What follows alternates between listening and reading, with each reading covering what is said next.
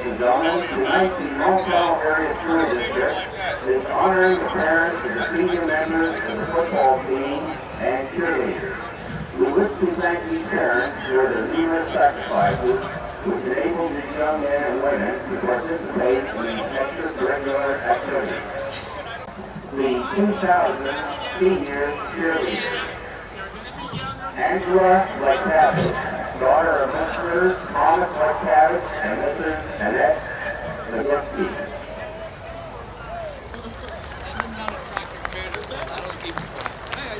Jessica Stoma, daughter of Ms. Darlene Stoma.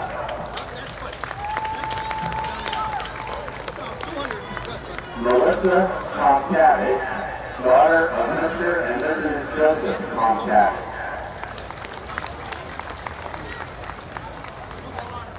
And now the 2000 senior football players. Number 2, Josh Clea, son of Edward and Judy Clea. Number 25, Jonathan Meek, son of Mr. and Mrs. Robert Meek. Number 26, Ron Lankini, son of Mr. and Mrs. Ron Lankini. Number 37, John Frederick, son of Mr. and Mrs. John Frederick and the late Katie Frederick. Number 40, Aaron Ziegler, son of Mr. and Mrs. Michael Ziegler. Number 50, Matthew Booker, son of Mr. and Mrs. Harry Booker. Number 55, David Shoppy, son of Mr. and Mrs. William Shoppy.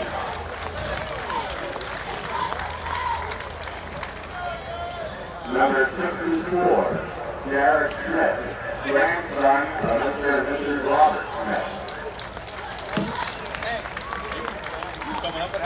Number 74, David Robinovic, son of Mr. and Mrs. David Robinovic. Number 83, Rob Cookville, son of Mr. Alex Cookville. And number 85, Justin Dillow, son of Mr. and Mrs. John Dillow.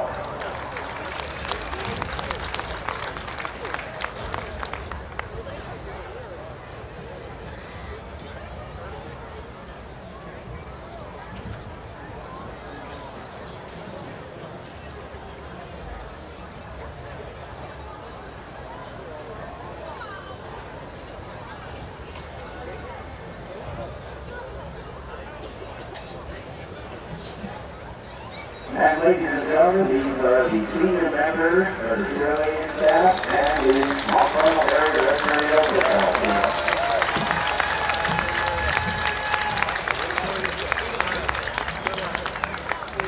Prior to the Students Grove game, the senior members of the band will be honored.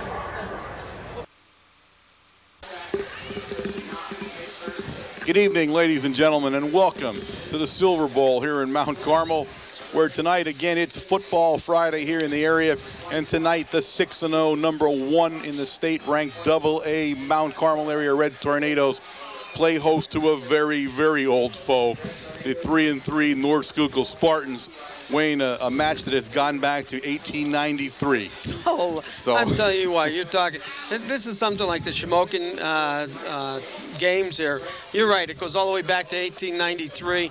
Ashland was one of the foes. We picked up Frackville, we played them twice. Gordon once, and then North Schuylkill 34 times. Ashland we played 42 times since that time. And a great game, and has been on, especially more on their side than on our side, as you've noted to that a number of times in the years, that they come out fired up. To them, this is a big game for them. You know, a little bit different on our side. Yeah. We're coming off one of the, probably the best high school football games that I have seen in a number of years, coming off the win from Marion Catholic, beating the Colts last Saturday. It was probably one of the most perfect games that I have ever seen in football. Our kids just did not do a thing wrong, knock on wood, and hope it stays that way. And we talked to so many people around the area, and they all agree that, for whatever reason it was, we came out and absolutely did everything right against what was at the time the number 6 ranked in the state Colts. So right. Something really to be proud of. But now we come to North Schuylkill, of course, a grudge match, a backyard rivalry, and as you said, always one that's tough for us to get up to, but never tough for them. Of course, and Coach Chesney, we know him so well, good friend of ours. And if there's a master of motivation, it's got to be Coach Chesney, because he can make do with very little sometimes. He has a nice team. He brought a lot of players back, but he lost a lot of skilled players from a very, very successful year last year. When you look at this squad now, of course, lost his quarterback Moyer, who truly was the focal point of that offense last year. Is what they did best was pass and run with him, because he was quite a runner also. They have a new quarterback coming in, a little bit of a new backfield. And they have struggled. Unfortunately, they're 3-3 and have had some games where they really couldn't do a whole lot. They came off last week a win with the Tamaqua Blue Raiders, which was an overtime win, a really dramatic and exciting football game. And I know that he's hoping they're building off of that football game. They have historically had, and this is an understatement, have had trouble winning in this stadium. Yeah. This is not a place that they've enjoyed success much. So I'm sure he's mentioned that to him. Those little tidbits, Coach Chesney never loses. Now, on our side of the ball, we talked with Coach Brennan last night at supper club and all, and you gotta love him, because he's about as even as it goes. He knows all the good things to say about a team. He has this squad, and he said to them, and he makes a great point that was really, really, I think, interesting. They're talking about the season, and you're at the 6th, 7th game of the season now, and he said, you're only at the halfway point if you want to win a state championship. That's right. And you think about it, you are. You're barely halfway through the season. So there's a long season to go. This is the last of the real grudge matches that come out of this whole string of them. The rest of these teams, we will play Schuylkill, who has not been quite a rivalry in the last few years, certainly that program down. And Wyalusing we don't know that well, although they're certainly climbing their way into being rivalry status with their success all the time. And we've seen what they could do last year. Yeah, so, there's a lot of things to look at in this season, but the focus of this season is, as Coach Brendan always says, it's the team across from you that day, so you better be ready to play. The strengths and weaknesses, of course, Mount Carmel area, we're all well aware of them. They're going to run the ball. They have probably the best tailback in the state of Pennsylvania, and maybe more than that. There's no getting away from it. They have a sophomore quarterback in Shinsky who can do anything you want him to do. Right. They're very anxious to put the passing game in gear. That's something they talked about. They didn't need to, but they'd like to. We may see some of that pop out tonight, depending on the situation. You may see some more passing and some more different plays geared to the passing game. And what we had talked about, and one thing that I've seen with Coach Brennan, he does not force any type of plays with Dave. He's bringing him along perfectly. Dave's building confidence. He came in with confidence after coming off the season that he had last year. But he's not putting him in any situations that will hurt him. Last week was a prime example. It was very windy, very breezy at Marion, and what we saw Dave do was hit 6 to 7 different receivers last Saturday in the flats, no more than maybe 10 yards off the line of scrimmage, and pinpoint accuracy that Dave was hitting, taking 3 steps back, turning, and hitting the receiver. But the great thing was that he was looking over the whole field and picking primary and secondary receivers. And I just thought Dave did an excellent job last week. We're just about ready for kickoff for the Spartans. Number 13, Knock, will kick off. Of course, he kicks off to the dangerous trio back there. Clea, Pilarski, and Veach. And, of course, Pilarski, you want to remember from the last game, was the run the run back for the touchdown that broke the Colts. If there was any thought they were back in the game, he ended it for them as Knock. And he kind of swivel kicks it. So it'll be fallen on by the Red Tornadoes about the 37-yard line there. Well, they'll take over 1st and 10. So a little bit of a difference right away from Coach Chesney, as he does about as many different things as you can think of in a football game to try to win. It looked that way. You take a look at the way he set the ball up. The kicker set the ball up in front of the tee, not on top of the tee, and it was sitting on the ground. So we'll get everybody set up here as we progress here. Shinsky's going to bring them up, and we start out with the full backfield, the 2 big fullbacks and Veach behind them, as He looks, and then he goes back to pass. So right away we look. He's got Clea down the sideline. Clea had his man beat. Clea is going to bring it in. Clea brings it all the way down to the 30, to the North School 28-yard line where he finally went out of bounds. So we open up with a long pass, and my prediction has come true very early in the game as we look like we're going to throw the ball a little bit tonight. Well, I'll tell you what better play to start with. You have Josh kicking to the outside, and all he did was he got in front of the receiver, and we know Josh is hooking up a lot and coming back to the ball. He faked the hook and turned to the outside and took a deep route. So big play to start the game off for the Tornadoes. This will go to Veach. He'll cut inside. Veach is running strong. And Veach is going to take it all the way down inside the 15, down to about the 14-yard line or so, where again it will be 1st and 10 for the Red Tornadoes as they have come out breathing fire against the Spartans. Yeah, number 21, Bob Yeseluski, making the stop along with Chris Chuma, number 1.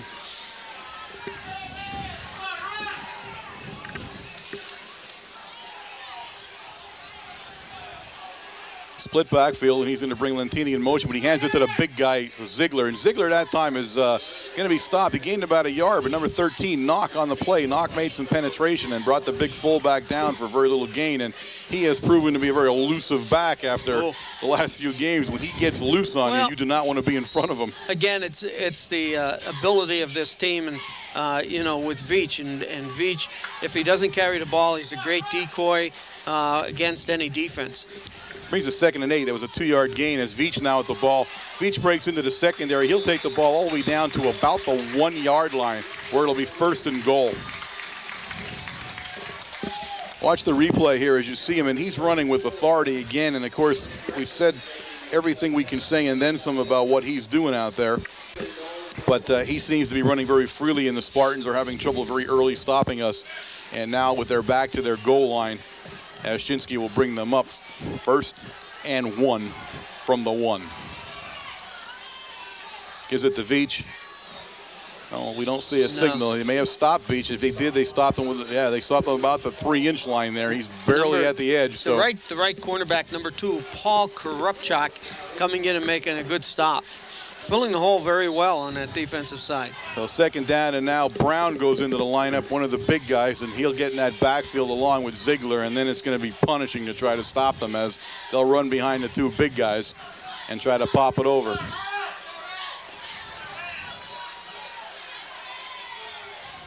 Gives it to Veach, and Veach is in for a touchdown. Followed Ziegler right through the hole. Ziegler had a nice block and was able to get Veach into the end zone. So just like that, at the 9:50 mark of the first quarter, Mount Carmel area out to a 6-0 lead, and Medallis will line it up for the extra point.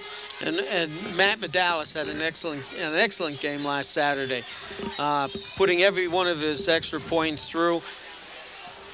And it looks like he nailed this one too, and he did. So perfect again so far tonight as the string continues finally for him. Continues. And the great part about that last week, he ended up back to about the, I guess it was around the 21-yard line on that penalty to kick an extra point, and he had put it through, and that just builds your confidence in your kicker all the time. So just like that, the Spartans find themselves behind 7-0, and that is something they did not want to do. One of the keys they felt was to kind of get out early, Wayne, and maybe take the game to us a little bit, but it didn't happen. You take a look at this roster here, especially defensively. We're used to seeing North Schuylkill with one of the biggest teams that we play against. You remember Capone, 2 years ago, Belinsky, maybe 3-4 years ago. Coming in, they had some big teams.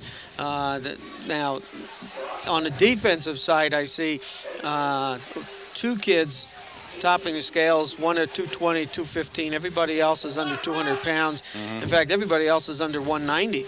So, it's unusual for North Schuylkill to come in with the squad this small. So Yasenchak tees it up and boots it, and he gets a nice kick.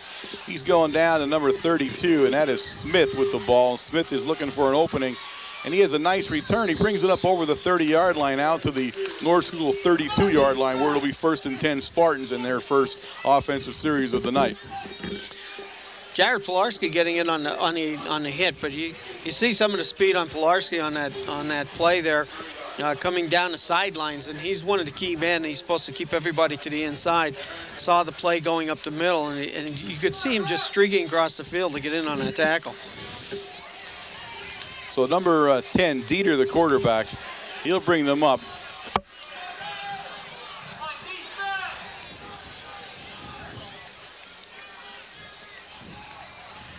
He hands off to number 13, and that's Knock. Knock not scheduled to start in the backfield. We had not heard that number. We expected to see Smith and Gressens back there, but Knock, at least in the very early part of the game, now in the backfield for Dieter. He picks up about a yard on the play. It'll bring up a second down and 9 now. Of course, we had Yasenchak, Vincey, just coming in and making a tackle that time. Again, if you want to watch some great football, watch our 2 linebackers this year. They're doing an outstanding job. And now he moves everybody around. He ends up with number 2, Korupchak, in the backfield behind him. And Korupchak starts to move, so it's a pitch to Korupchak. And Ziegler read it perfectly. They were going to try to make the read off of Ziegler, and he did that for them. A loss on the play as the ball goes back to the about the original line of scrimmage. It'll bring up a third down now and 10 as they lost a yard or a little more than a yard on the play. So Ziegler, another great play by the defensive end. North Schuylkill comes out with their offense, and what they actually set up was a double slot to that side with the wide receiver split out towards the end, the out-of-bounds line.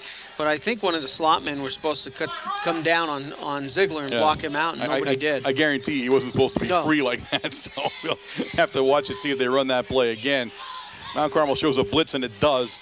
It's coming out, but number 2 has the ball, Korupchak, and he went opposite of where we blitzed at and gets some yardage all the way out to the 40-yard line.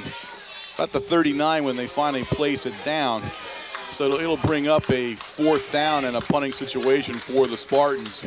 Now again, here's a punting situation, and watch Cuff, number 69, coming from the right defensive end side, and Ziegler, number 40, the 2 tight ends.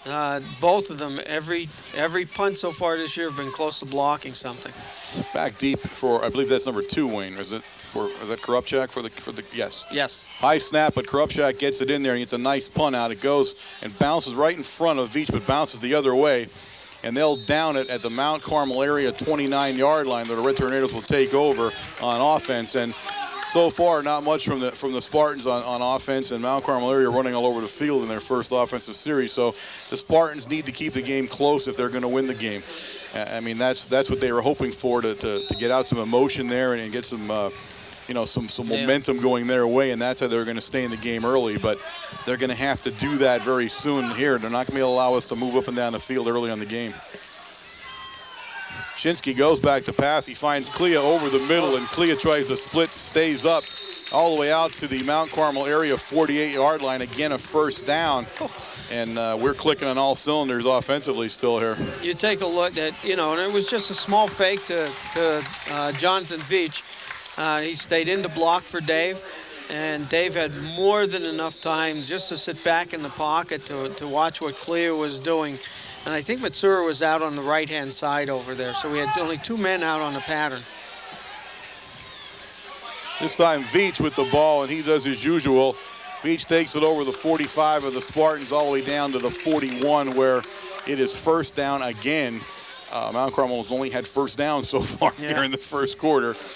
So 1st and 10 again now in Spartan territory at the 41, and Mount Carmel mixing the plays up very well offensively, Wayne. I said some outstanding blocking. Number 55, Dave Shoppy on the left-hand side playing tackle. Number 69, Nick Cuff. Center, 54, Randy Swank.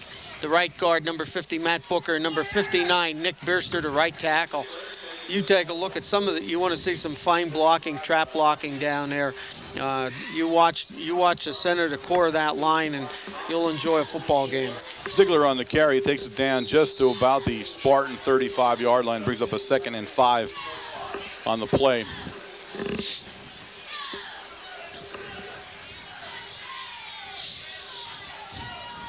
And we see Medalis now coming in as the wide receiver here, number 1. He made a few catches, I think 3 he had last week on the offensive side of the ball here. Beach goes in motion there, and then he streaks downfield, and Shinsky's looking for him, and he's got him. Nobody saw what was going on there. He went out of bounds because he was turned. So, but again, there was a guy, Veach, he goes in motion and then looks like he's going to go in the flat for a flat pass and then just turned around and sprinted down the sideline. Shinsky lays a picture-perfect pass into his arms, and the ball sitting now all the way down at the 5, where it is 1st and goal from the 5 for the Red Tornadoes, and they are awesome so far this evening. I'll tell you what, this line is giving Dave so much time. He'll kill somebody with this pinpoint accuracy. We've seen it last week, and it's a good strong breeze, a good wind up at Marion, but tonight two passes that he laid out and let them run underneath. This time a nice play by the Spartans in there. Number 13, number 48. And number 12 coming off that pile. That's Petruski, knock, and number 48 on the play would be, I have no idea, since 48 is not listed in the program, unfortunately. I'm not sure who he was, but he made a nice play in there. Is that, unless that's not, was that 48? 42, did you say? No. 42. I thought it was 48, but I'm going to look and see who's lined up. Maybe it's 88. Maybe it's right. Shinsky looks and he finds Medalis. Medalis will take it in for the touchdown on a 5-yard touchdown pass. Stevie Matsura, number 21. 21, Matsura. Yep. Matsura. Too many M's. Too many ones. Matt Medalis is number 1. And so Matsura, okay, Medalis will get his chance here now. I can say his name now, but I'll say Matsura the first time. Sorry about that. But Matsura takes it in a 5-yard pass, and Shinsky has been absolutely deadly. I don't think I've seen a high school quarterback that accurate in my lifetime. But Dallas pops it up there, and this one looks like he got it a little bit over to the edge there as he got his head picked up a little bit as he was kicking. So that'll be no good, and it'll leave the score Mount Carmel area 13, the Spartans of North Schuylkill 0 at the 5:31 mark of the first quarter. Well, nothing's changed since last Saturday. It seems like we're doing everything right this time again in this game Friday night. And, you know, it's got to be difficult for Coach Brennan. You know, you talk about this 5-game stint as we go down through our season.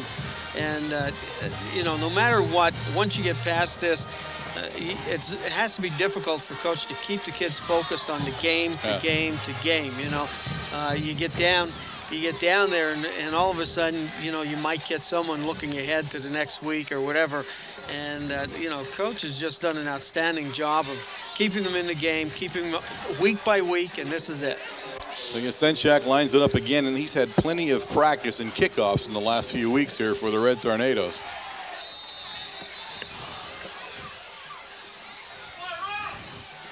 Going to head down again in the number 32's direction. That's Smith. Smith now chooses the sideline on this return, and he's taken out big time down there. Oh, God. That's Yasenchak and number 30, it looked like, for the Red Tornadoes. That Ben Hynoski, That's number 30? That's 30 is Kovaleski. Or Kovaleski. Mark Kovaleski on the play along with Yasenchak, so the kicker in on it. And the ball sits. Let's see the replay coming up here. Watch when he gets to the sideline. You'll see the hit that comes out as he tries to get a line. Right there. You see it. So it was a how do you do on the sidelines by the Red Tornadoes as Dieter brings up his crew now. And a full house backfield. He's got everybody back there this time. He hands it straight off there, a straight handoff, and I believe it's Cuff, number 69. Cuff on the stop. I'll see who the ball carrier is in a second when he gets off the ground there. That's 44 carrying the ball that time. Bechtel and Coach Chesney has had a lot of different guys touch the ball in the backfield so far tonight. Gain of 3 on the play. It brings up a 2nd down and 7 now for Dieter and his group as he brings big number 88, Tony Wright, out to his right.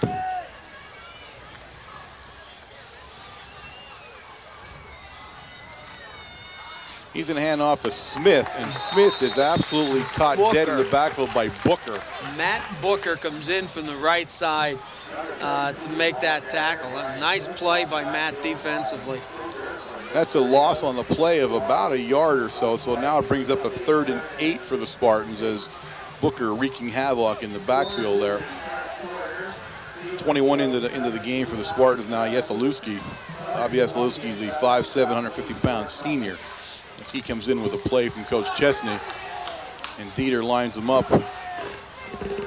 Wetzel in the backfield for him now, or I'm sorry, 13, Korupchak in the backfield.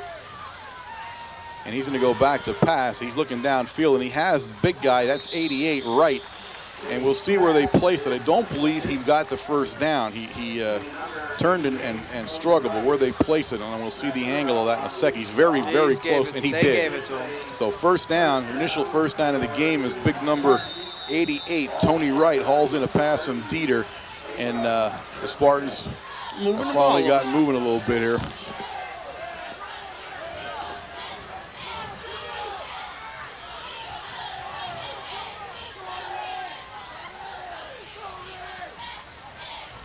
Dieter's going to go back to pass again now. He's looking downfield for number 2. He was looking for Korupchak, and he got him at the 40-yard line. Gain of about 3 yards on the play. So it'll be 2nd and 7 for the Spartans, and now the Spartans have spread the defense out a little bit here as Dieter is rolling a little bit and passing. Well, I think you were right with Coach Chesney handing the ball off to maybe 4 or 5, halfbacks already. Nice little pass to the tight end, coming over the middle, and now another one out into the flat. So now I think Coach Chesney's mixing it up a little bit.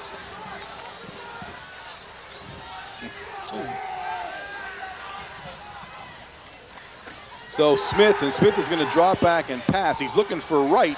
He has Wright out there. Wright makes a fabulous catch. Excellent catch. Really stayed with the ball and made a fabulous catch. Puts the ball in Mount Carmel territory at the Mount Carmel area, 31-yard line, and Smith throws a bullet and Wright brings it in. So I'll tell you what, beautiful catch. He was diving for the ball in one hand at that one. Watch it on the replay here as he reaches out and Wright just makes a catch. That's outstanding.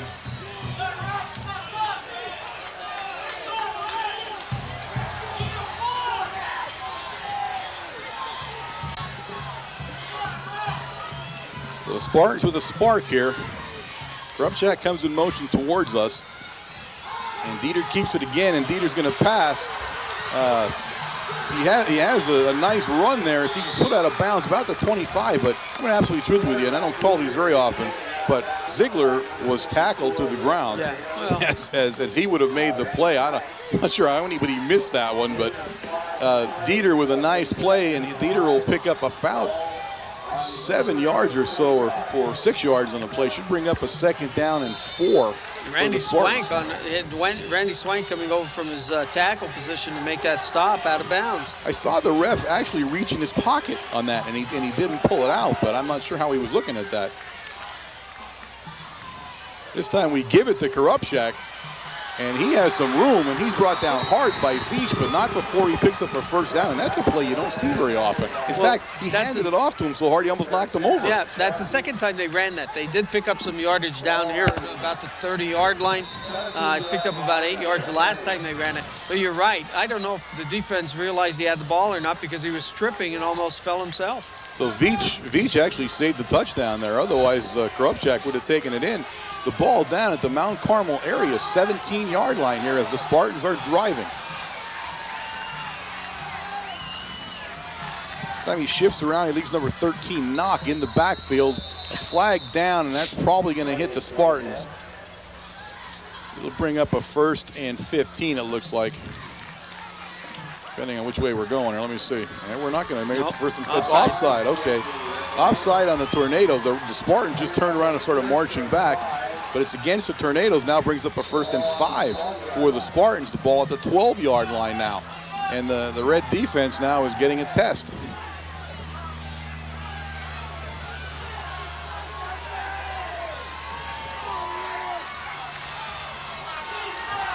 One minute, 33 seconds remaining here in the first quarter of play. And Dieter brings him up. He gets Wright in motion now, and Wright's going to switch all the way to the other side and step in, step out. And a timeout now as Wright and number 44 down there. Bechtel couldn't decide which one was supposed to step off the line. So Smith alertly looking. Now Smith is the tailback. He's watching this whole thing because Dieter's paying attention to the defense, and he sees that they both end up on the line, which would have been a penalty, and alertly calls a timeout. So some heads-up play that back there by formation? Smith. Yeah, I mean, that's what it would have been. Too many men on the line of scrimmage there. Which it's funny they couldn't make their mind up. They were standing exactly 2 feet from each other when they were making the decision, but they couldn't come up with it. So a timeout on the field here, and gives us a moment to look and talk a little about Supper Club last Thursday night and the one coming up tomorrow night. Still having some fabulous crowds and really getting to enjoy the conversation and the talk with Coach and meeting the kids. And you got one of the kids standing up every week and having a little talk about it. And it's really turning out nice for it. So you don't want to miss that about 6:15 in Matucci's. And you know, there's some talk about lack of seats and things, that our success may be outstripping us, but there is never a lack of seats, folks. We will make seating. We will bring tables in if it gets too full. So please don't hesitate to come down because of that. We will make sure you sit down and eat with us and have a good time. This time Dieter hands off to big number 13, Knock. Knock takes it over the left side of the line.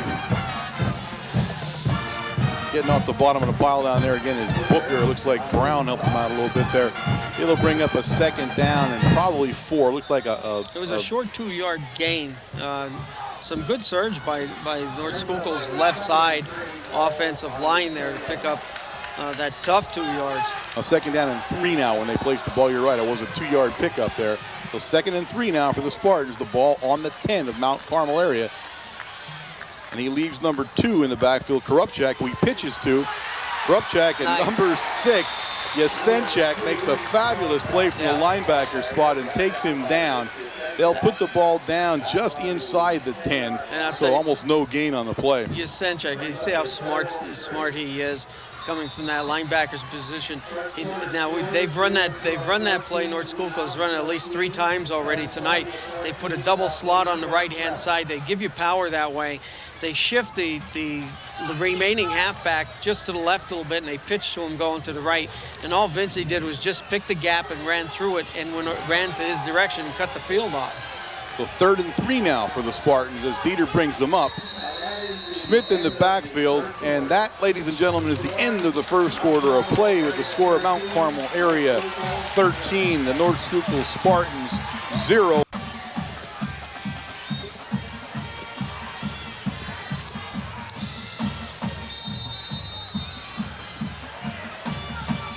All right, we'll reset this thing up here as we get ready to start the second quarter. The ball is sitting just inside the 10-yard line of the Red Tornadoes. It's 3rd down and 3 for the Spartans. They are behind 13-0, and they desperately want to put some points on the board here to get back in this football game. As Dieter brings them up, he's got everybody in the backfield in back of him now. And he goes back to pass. Ziegler's on top of him, and it's a screen pass, and it's a great play because Smith with the screen pass and right down the middle catches the Red Tornado defense in a full rush and puts it into the end zone. And just like that, the score now 13-6 Mount Carmel area, and we'll see if they're going to kick or go for 2 here. And that was a nice play, play call by Coach Chesney. I'll tell you what, it was a great series of downs. That this whole offensive series for North Schuylkill Spartans was great play calling by Coach Chesney on the other side. Drove all the way from about the 25-yard line all the way down and punches one in on a screen pass. So we'll see Wright, Tony Wright, big number 88, is going to line it up for the extra point attempt for the Spartans, and he gets it up, and he looks like he's got it good, and he does. So the score now at the 11:53 mark. At the 11:53 mark, now 13-7.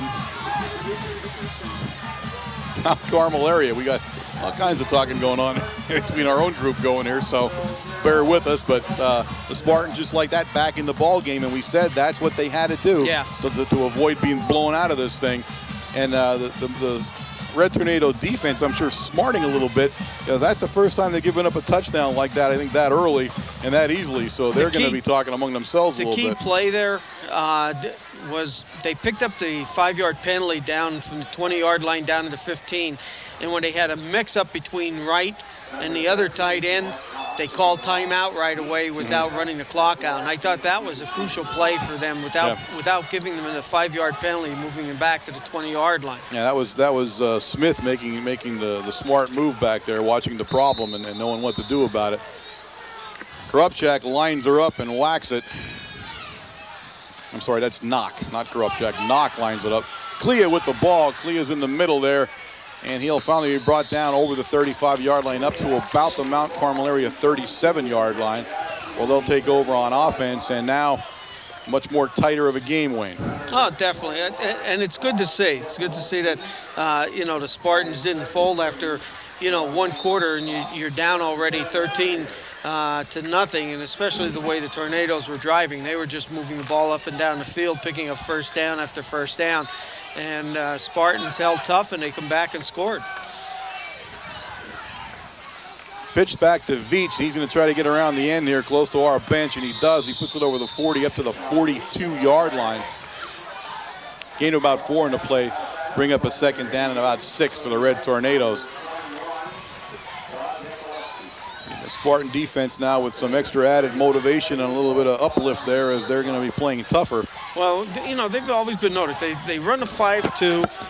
They stay in that 5 defense, and they last year, especially last year, they were noted for their swarming defense. As soon as that ball went in one direction or the other, the whole defense was over there and made the stop. And that was a big killer against us last year. We just could not break one open. They blitz this time. Veach goes right up the middle, and they'll stop him with a gain of about a yard as they were blitzing right up the gaps. So it'll bring up 3rd down now and about 6 for the first down. Yeah, number 88, Tony Wright, coming in from his defensive position there to make that tackle. Lentini into the lineup replaces Matsura.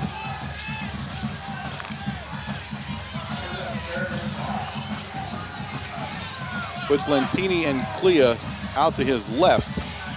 And he will drop back and pass. Good protection, lots of time, and he finds the big guy. Move. There's Jasenchek, and a great move for a big man as he pivots after the catch, takes the ball into Spartan territory at the Spartan 43-yard line where it's 1st and 10, Red Tornadoes. Great. What more can you say? Dave back there sits in that pocket, very nice, and he gives that look over to Lentini and to Josh. Look at there. Watch the move fake here. There, and all of a sudden turn around. Look at that move.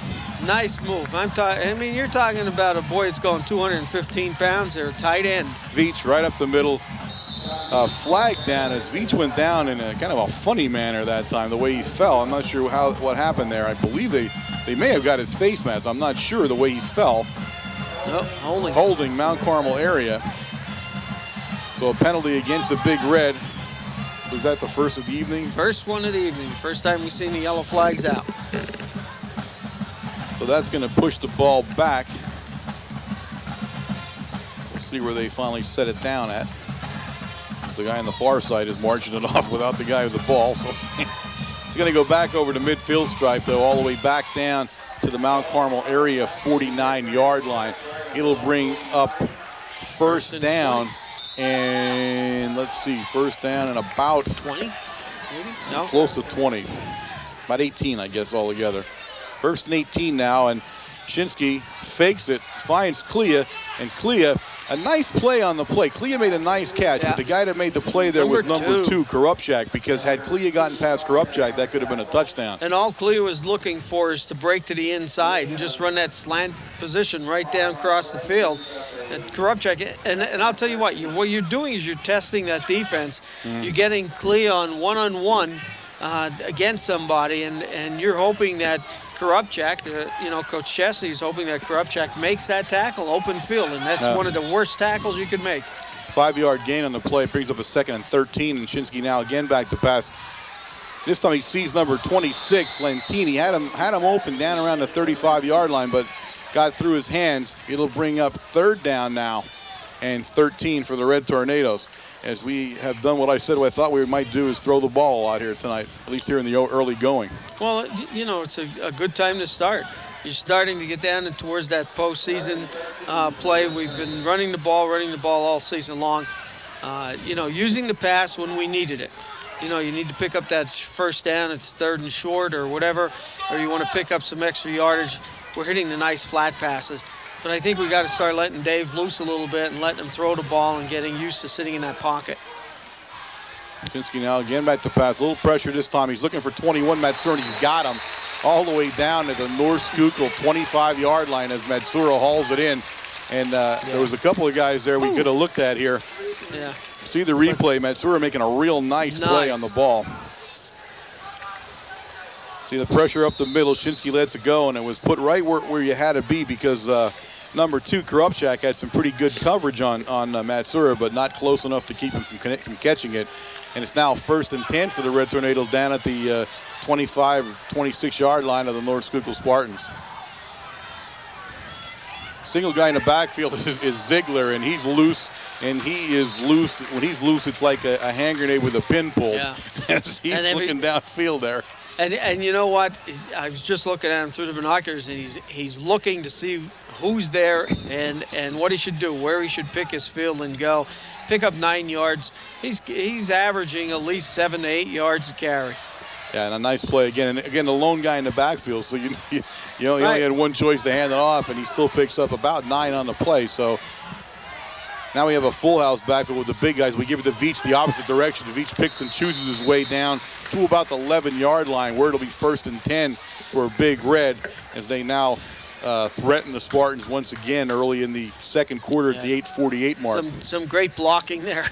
Number 50, Matt Booker, just pulling out on that play, and it was, I would assume, a pull trap block and just leveled somebody. They were looking up at the stars that time. Excellent blocking in that interior line.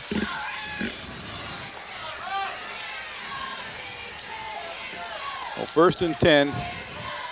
Shinsky gets them ready. Penalty is all kinds of different movement going on there.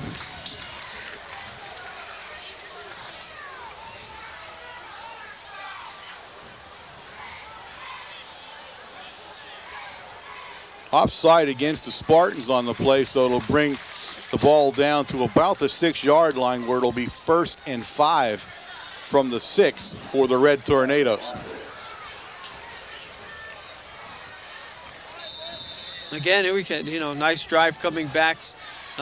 Spartans scored on their long drive, and we moved the ball, picked the ball up from about the 35-yard line with Kalia running the ball back, and now on the 6-yard line ready to score again. Veach with the ball, this time right up the middle. Veach is continuing to churn, and he churns it down to about the 1-yard line, where it looks like it'll be a 1st down. It is a 1st down. That's the second time this evening we've seen a 1st and goal from the 1s. You don't often see it like that. So the Tornadoes now with 4 shots at the goal line from the 1 against the Spartans. And we'll see what we line up in here. I don't see if we don't have the big guy in there. We just have the straight set. So you're going to have Ziegler, and Round Carmel area a little confused and calls a timeout. Don't forget, guys, those of you who are listening to this thing, and the book out there, the statistic book, it's on sale at Community Pharmacy. Stop at any time there for $6. You pick up, the statistic book. It benefits the Supper Club and the Mount Carmel Area Booster Association, and I cannot say enough good things about the Mount Carmel Boosters. There were so many things that happen out here to make a game go on and to make a team win.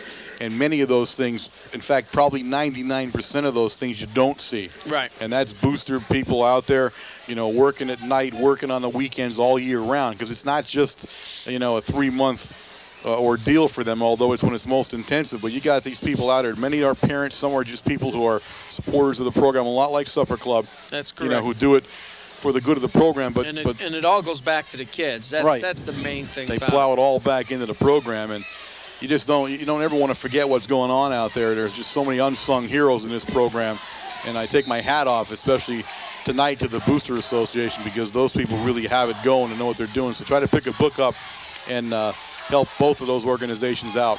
Shinsky brings them up, 1st and goal from the 1, and it's Ziegler, the big guy, and Ziegler is going to pop it in for a touchdown as we have another late signal. Yeah, I don't know why that was. I thought he was in from the start. Yeah, he slid right over the top off the left-hand side. Blocking over on that side was Dave Shoppy, number 55. Nick Cuff, number 69. Watch the replay here as you see, and he's clearly over the goal line. I'm not sure why that wasn't called right away, but Medalis will.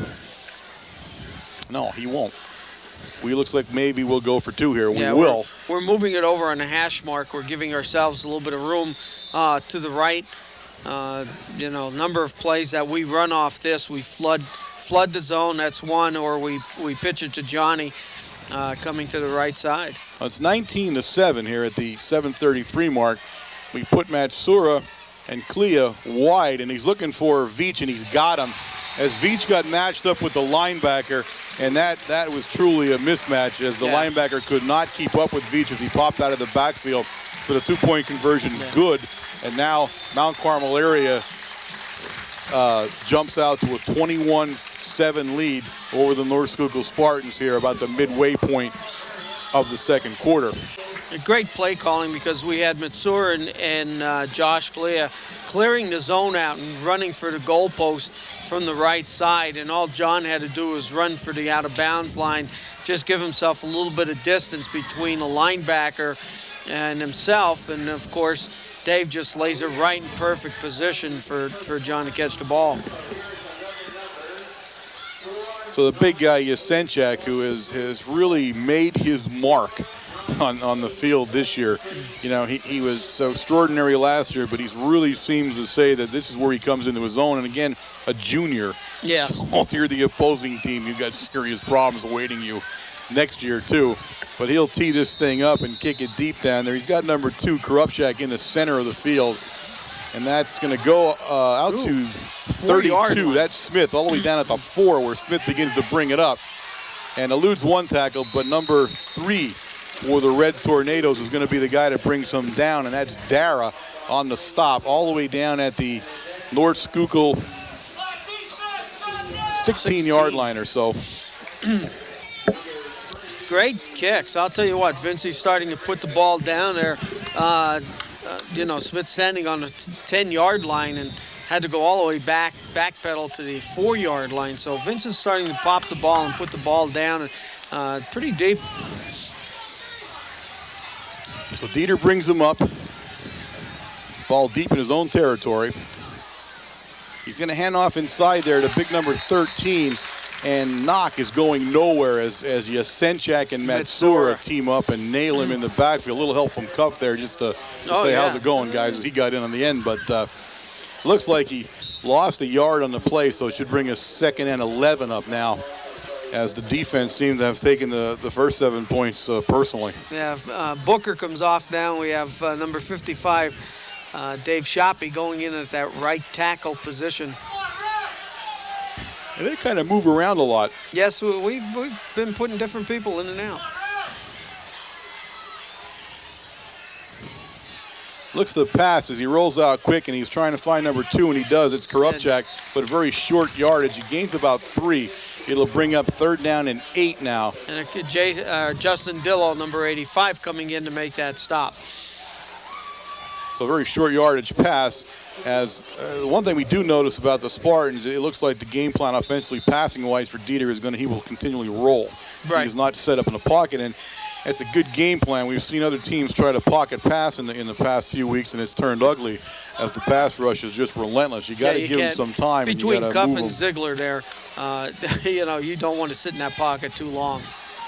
So he brings right wide left of him now, one guy in the backfield. That's number 2, and he hands it off to number 2, Korupchak. He goes nowhere, gains about 2 yards. They'll bring up a 4th down. Coming off the bottom there initial hit, Shoppy, number 55, making the initial hit back in the backfield. Senchak also in on it, so brings up 4th down, and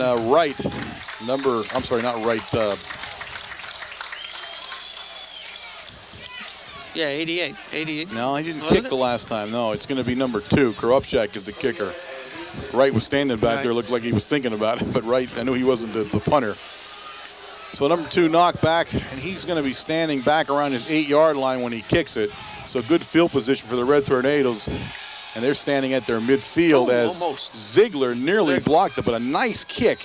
And it's going to bounce inside Spartan territory, where Mount Carmel area will take it about the 47-yard line of the Spartans, where it bounced right out of bounds as it hit the ground.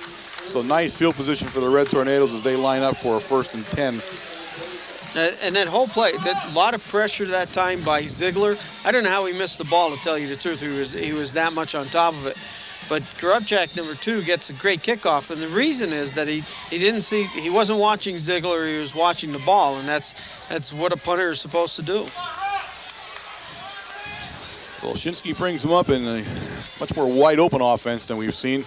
And this time he goes to Pilarski on an inside handoff, and Pilarski packs it down. He's going to gain about almost 10 yards. Yeah, I was going to say, we're going to see where they place it. He may have the first down. In fact, I think he got the first down. We'll see where they look at it when they get it placed.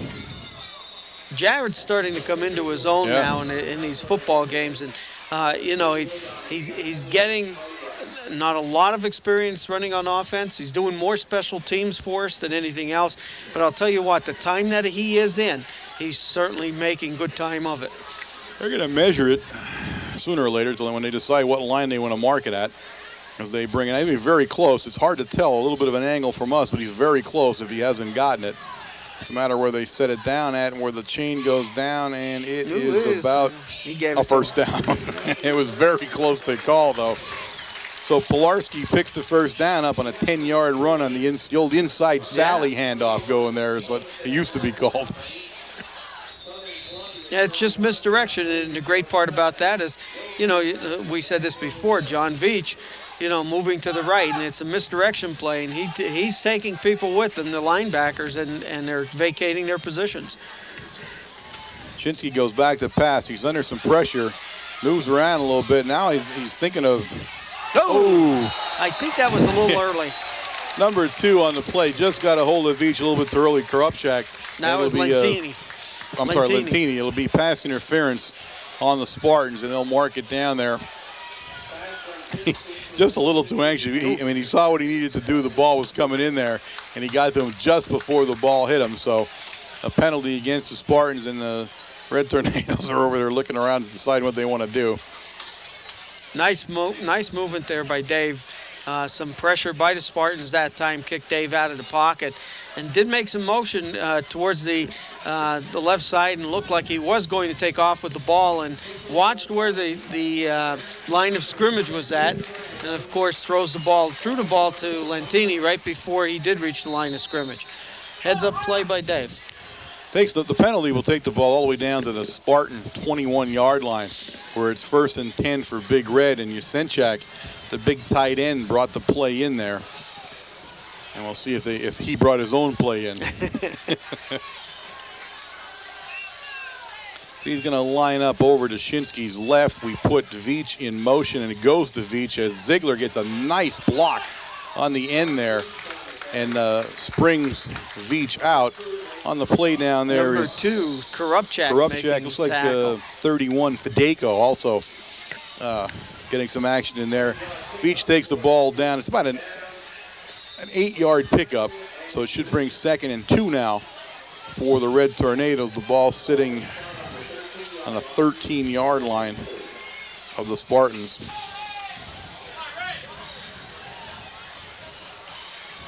This time Veach up the middle, and Veach is going to be stopped. Initially hit in there by number 13, Knock, but number 1, Chuma, also got in there, and some tough play inside for the Spartans on defense. Yeah, Knock made a nice play. There was a nice hole there, and he just undercut everybody, the lead blocker, and came in and tripped John up. And John was picking up more yardage than just the 5 yards that he needed.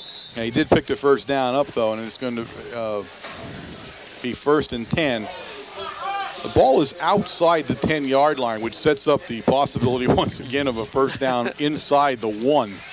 It is 1st and 10, not 1st and goal. The ball just outside of the 10-yard line as Shinsky brings them up, hands it to Veach, and this time number 34. That's Gressens, the linebacker, and Gressens gets a hold of Veach as he gets to the line of scrimmage, and he'll pick up maybe a yard in the play.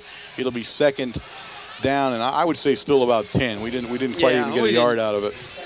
Nice play by Grissom. He shot the gap there, and I guess either he knew in what direction John was going, or it was a good guess, and right on top of John as soon as John got the ball. Shinsky fades back to pass, looking for Matsura. Matsura takes it.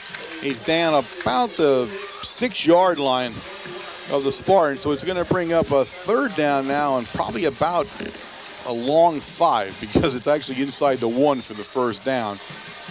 Yeah, Matsura's slipping on that. I think Matsura wanted to try to catch the ball and cut back towards the inside of the field that time, and I think he lost his footing as he was going around. So where they place it down finally, it's more like 7 for the first down. So it's now 3rd and 7 or so for the first down as Shinsky brings them up. Fakes it to Veach, looks around. He had somebody in the end zone there, and he still had Clea open for a second. Nice defensive play inside there. Getting off the bottom there is number 1, Chuma. And Chuma saved the touchdown. Ooh. And we're going to look like we're going to go for a field goal here tonight, folks. The first field goal attempt of the season for the Red Tornadoes.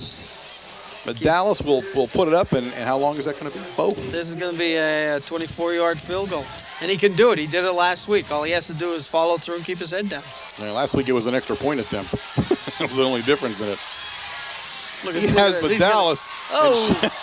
Shinsky got too much arm in it there. But Dallas, what a heads-up play. Oh, yeah. Dallas, the snap came back high. Shinsky decided that it was not going to work. He picks it up and rolls. Dallas sees the whole 9 yards and goes the opposite direction into the corner of the end zone and almost catches the attempt. So the Tornadoes will give the ball up, and the Spartans will take over. Nice defensive stand by the Spartans here at the 2:04 mark of the second quarter.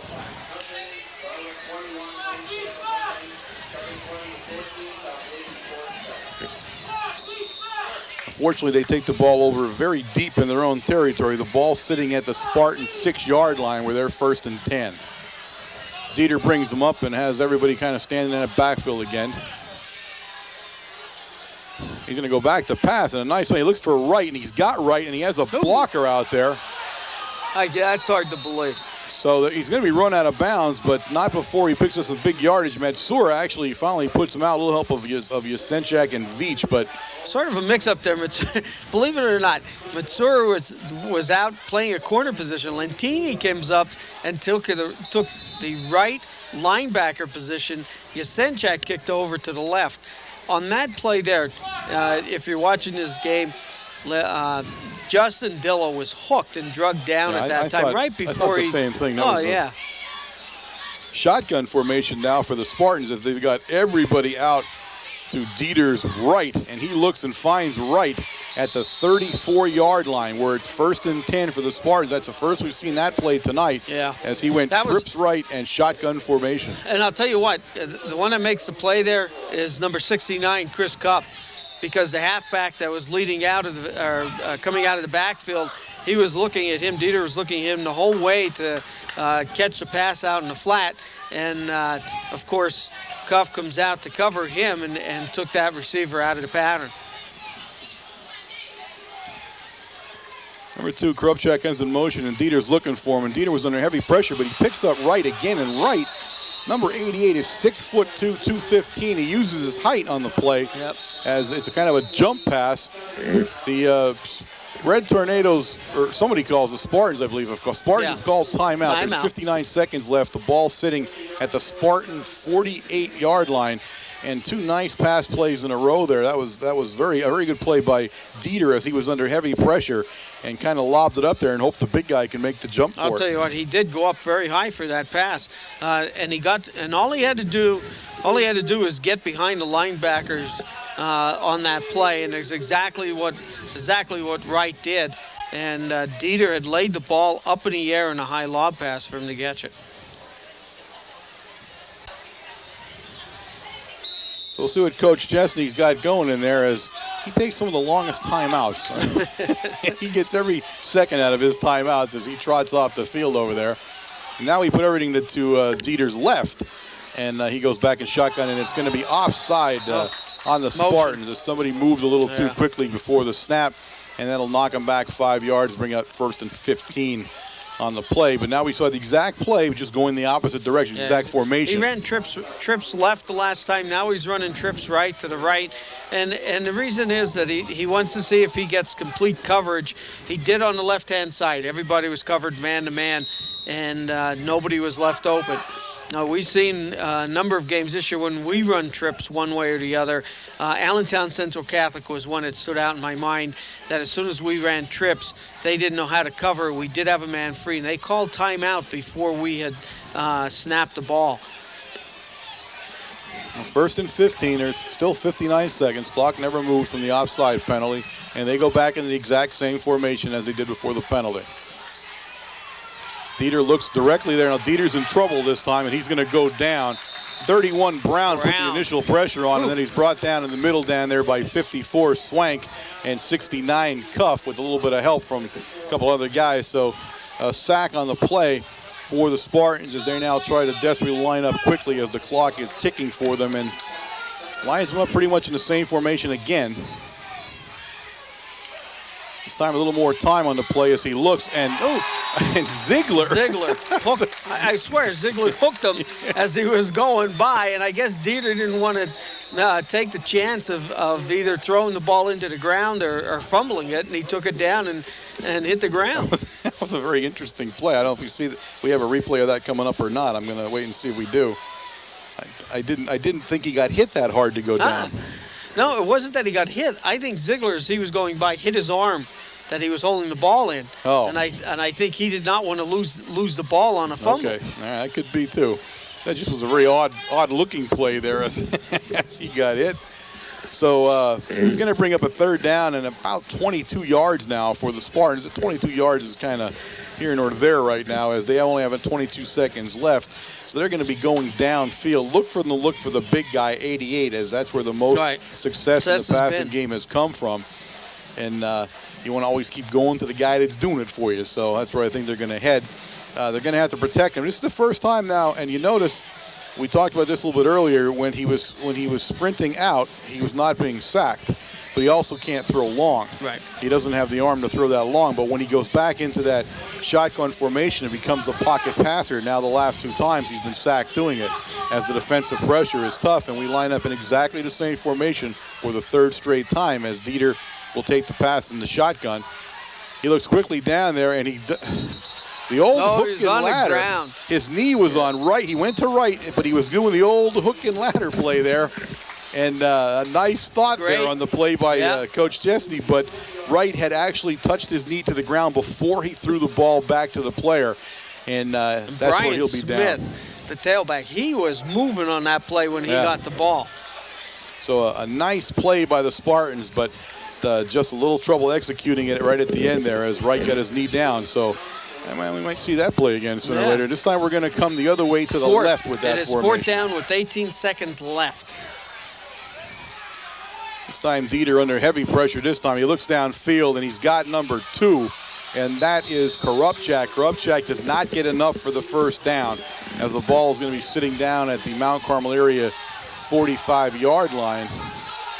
And it's fourth down. They're lining up. It's fourth down, gang. The ball's turned over. It's the other first way. and 10 Mount Carmel. And actually they caught the ball. He was tackled. There was about 12 seconds left on the clock. And the referees never stopped the clock to change direction with the ball and move the change. The clock automatically stops. Definitely made a mistake there by not stopping the clock and not getting reset back up. And that's simply a case of losing track of what down it was at the end of the last play. It is first and 10 Mount Carmel area. The question now is going to be how much time they ran off the clock. Now, they may just elect to say, tough cookies, and we're going to run it from here, which looks like is what they're going to do. If this was a tight game, I'd be screaming blue bloody murder over this play. I'll tell you what, he was tackled. There was about 11 seconds on the clock. 6 seconds they're putting back. All right, so they are going to reset it. That's good. I mean, that's what you want to do. There was a mistake made, and they took the initial time to correct it. So, again, and this is not a crucial moment in time here, folks. We don't want to get carried away. I don't think Mount Carmel area is going to be heading into the end zone with the thing, but it's just a breakdown of what was going on at a crucial time of the game. So they'll set the ball down. There's 6.6 seconds remaining on the clock for the Red Tornadoes. And I said I don't think we're going to be doing anything spectacular here as we have one play. And we look back, and maybe I'm wrong because Shinsky's going to take it and wing it, and he does. He's deep for he was trying to get the Veach, but number 22, that's Linkhurst. Kyle Linkhurst on the interception for the Spartans, and that ends the first half of football here tonight at the Silver Bowl with the score. Mount Carmel area 21 and the North Schuylkill area Spartans 7. Please stay tuned for the first half stats at the beginning of the second half, and of course these fine messages from our sponsors. Okay, gang, Welcome back here as we get ready to start the second half of play. We'll quickly give you the stats from Jose. I think. Oh, okay, there you go. You still here? Yeah, I'm here. I mean, you left there and didn't tell me. Okay, you know, the game, of course, in the first half, exactly the way Coach wanted to run the game. He had talked about this at Supper Club. He wanted to open up the game in the passing department a little bit, and he did that. On the rushing side for the Tornadoes, 19 carries for 91 yards. Veach, 14 for 64. Ziegler, 4 for 17. And Pilarski, 1 for 10. In the passing department, we were 8 of 12 for 134 yards. Josh Clea, 3 for 59. Matsura, 3 for 30. Yasenchak, 1 for 14. And Veach, 1 for 31. Tornadoes have 13 first downs in the first half. For the Spartans in the rushing department, 13 carries for 18 yards. In the passing department, Dieter was 9 of 10, and the one pass, as I was talking to Jose, we're going to try to get a hold of Dave Shinsky here. Go ahead, you can do that. Trust me. We're going to hit Dave Shinsky. He's looking up at us. You can move over. You can get her. We're going to try to move the camera a little bit so we can get to him there a minute.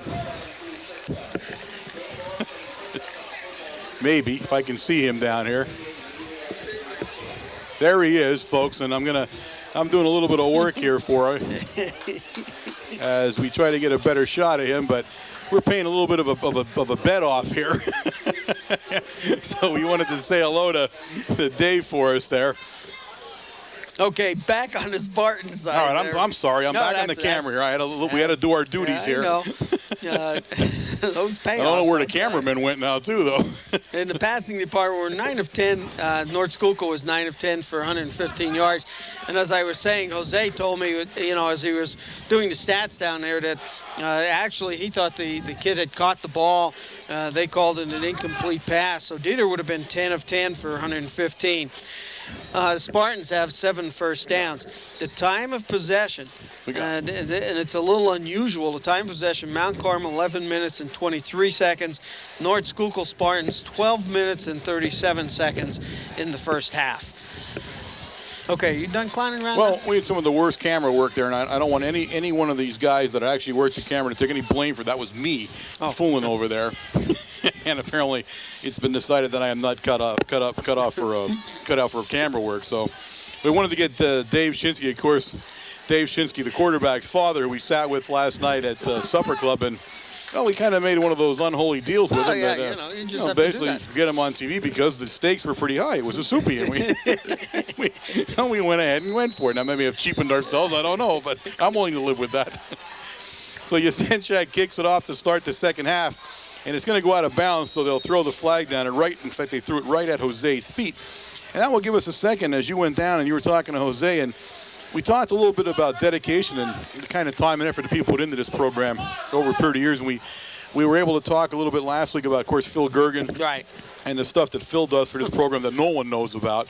You know, and his is pretty much a full-time job during the sporting season in Mount Carmel area.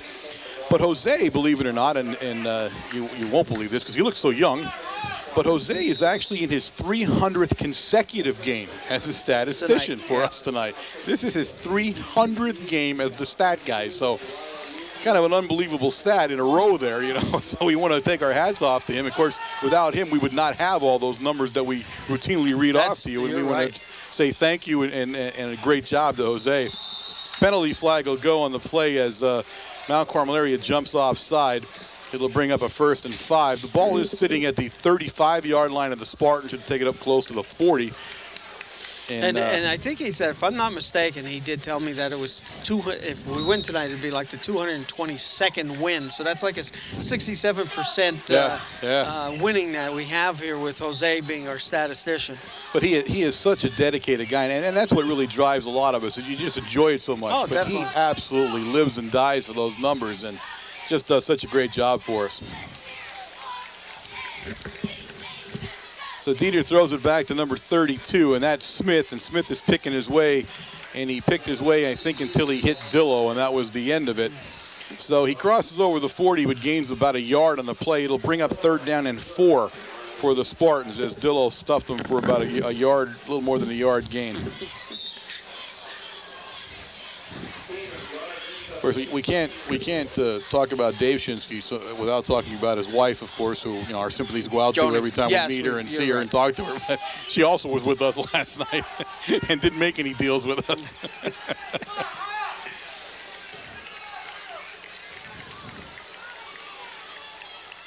So Dieter pitches it back, and once again we're going to see this halfback pitch again, and this time again he looks for the big guy.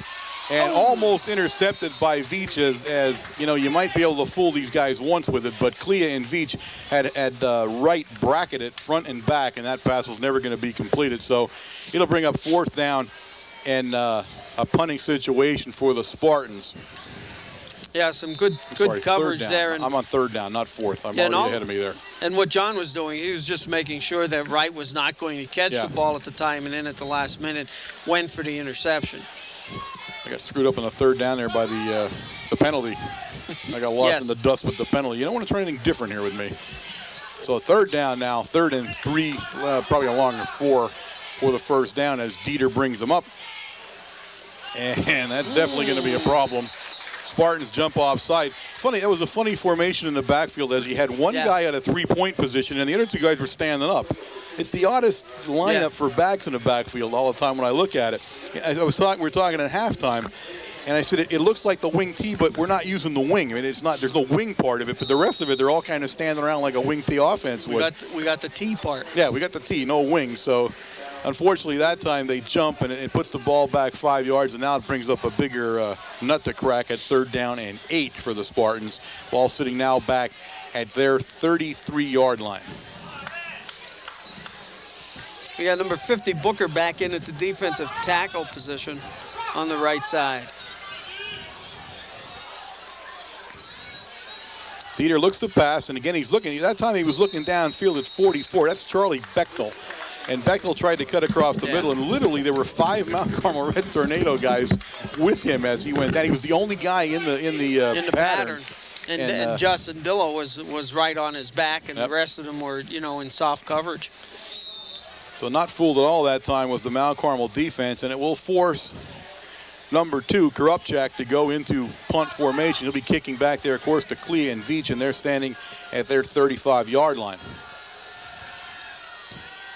Good snap, and it's blocked. Ziegler got his hand on it, and I'm not sure why we did that. I'm not sure why anybody jumped in there to do it. I guess they thought it touched somebody, but it'll be Mount Carmel area football inside Red Tornado territory at the 42-yard line. And again, Ziegler gets his hand up there and deflects the kick. So a very short kick, and Big Red sets up in good field position. We'll have to talk to Jose about the record for the number of punts that were blocked during a season. Yeah. Because I think, if I'm not mistaken, Ziegler has about 3 of them already this year. We may be getting close to it, yeah. Loshinsky sets him up. He's got Clea out here to his right, and he's going to swing Veach in motion, then cut right back, and he does. And it's going to pick up about 3 yards on the play as he comes across on the right side there. He stopped on the play 88, by number 88, Tony Wright. Wright's coming in. He's playing a tight end on offense and right linebacker on defense. So, playing some good football. 2nd and 7 for the Red Tornadoes.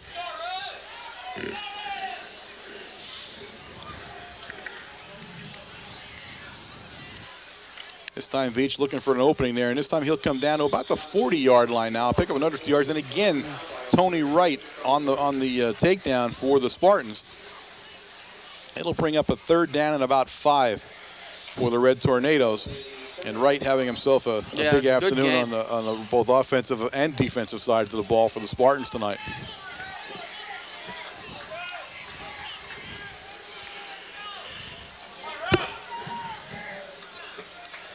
This time we go back to pass. We look right over at Medalis and a quick out there, and it's a little too hard for him to handle, so it'll bring up 4th down for the Red Tornadoes, and we'll see if they decide to kick or not here, Wayne.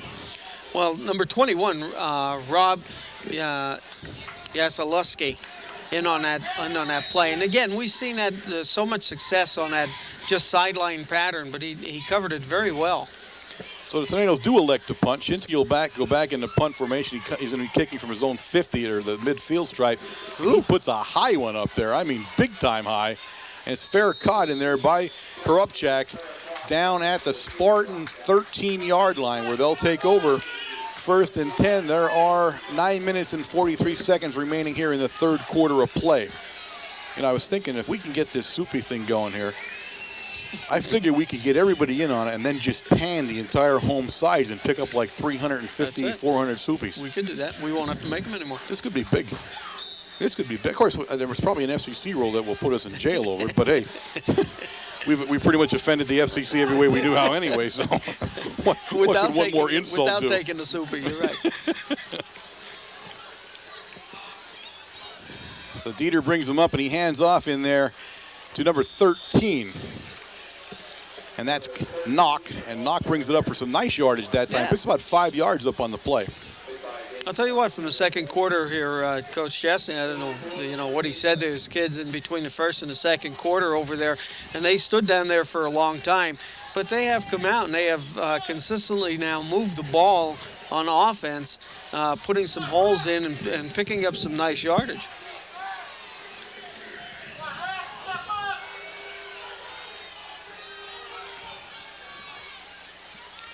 Handoff inside, and that one is Shoppy just says sorry but no to Smith as he just picks Smith up and flings him to the ground.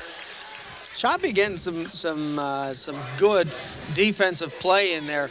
I think we were told at the beginning of the year he would see a lot of mostly offensive play because of his knee injury. Yeah. They didn't want to push it too much, but he played the whole first half just about on the right-hand side. Booker sat out. Now he's over on the left, and Randy Swank is sitting out and taking a rest on defense now, and Shoppy's in playing the left tackle.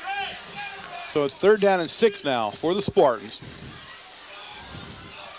Puts Knock in motion. Red Tornadoes jumping around a little bit. No flag as he sends it over to number 2. And number 2 sends it all the way down the field, and Veach nearly intercepts it. Korupchak was heading for right. And the Spartans have probably thrown more halfback option pass plays in one game than we'll see in the next 5 or 6 seasons. And all to the same guy, number 88, yeah, right. They always go to right with it. So it's going to bring up a 4th down. The Spartans will be forced to kick now from deep inside their own territory.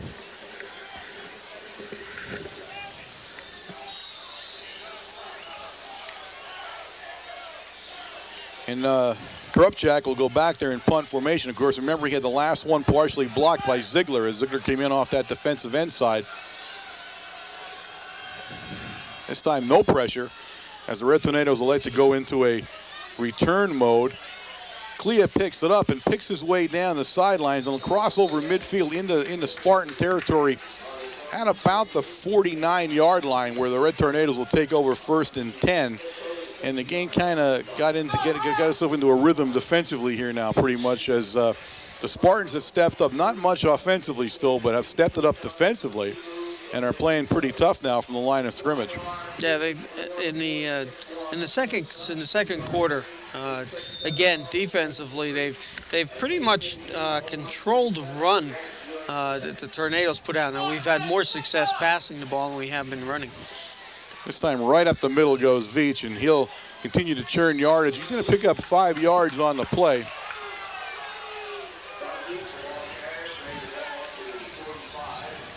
Looks like he was stopped in there by Troutman. Yeah, Troutman. Mark Troutman, 52 makes the stop.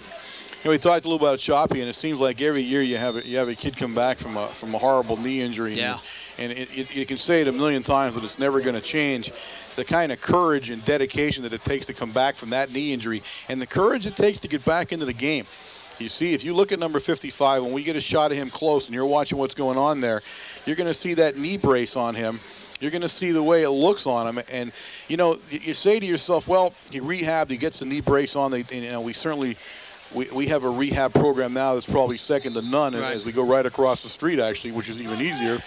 And you get the guy ready, but, you know, you forget that the kid is 16, 17 years old. He's had a catastrophic knee injury. And sat the whole year out. Yeah, missed almost the entire year, really. And then comes back and not only plays football, but plays it at such an intense level and such an excellent level. So you know, whenever you see a kid, and there's been so many of them that have come through us, you know, we've watched so many families deal with this kind of injury, and it happens on both sides of the ball. We just get to see it up close when you see one of our own guys like that. So when you see number 55, anytime you see him in the game, no matter what side of the ball or what he's doing, you gotta take a hat off to him. The whistle blows, penalty flag falls. I'm not sure where we're going to go with that, as we have about 100 guys moving at the same time there. And it does go against us as we were in motion. So it'll be a 5-yard penalty. It'll march the ball back, and it'll be a second down and about 10 now for the Red Tornadoes, as we've gotten kind of sloppy here getting the next series off.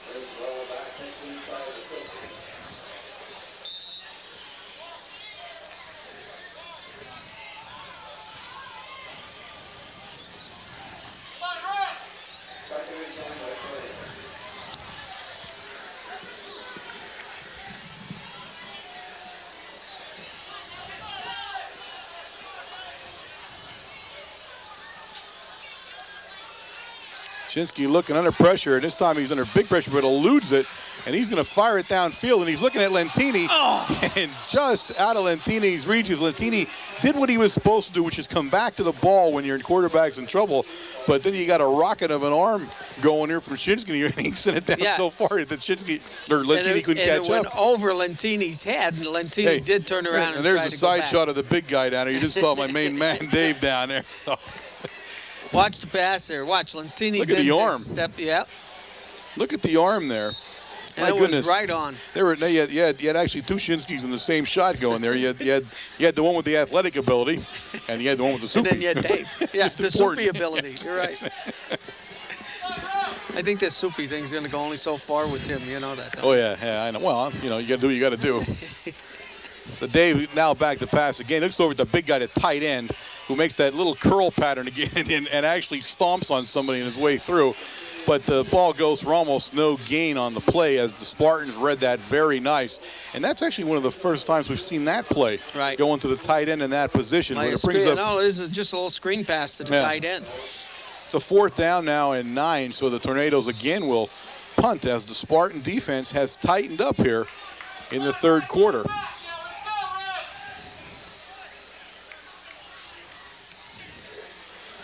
Nice kick. Nice kick. And I was wondering whether Korupchak called a fair catch. He didn't, and he should have, as Matsura hit him just as he caught the ball. He did a nice job to hold on to it, and the ball will be set down right where he caught it at the 20-yard line. So the Spartans will take over on offense from that point of the field. There's 6 minutes and 11 seconds remaining here in the 3rd quarter, with the score of Mount Carmel area 21 and the North Schuylkill Spartans 7. Now we got number 37, Johnny Kerpich, now coming into the defensive lineup, and I would assume he's going to be in a strong safety position.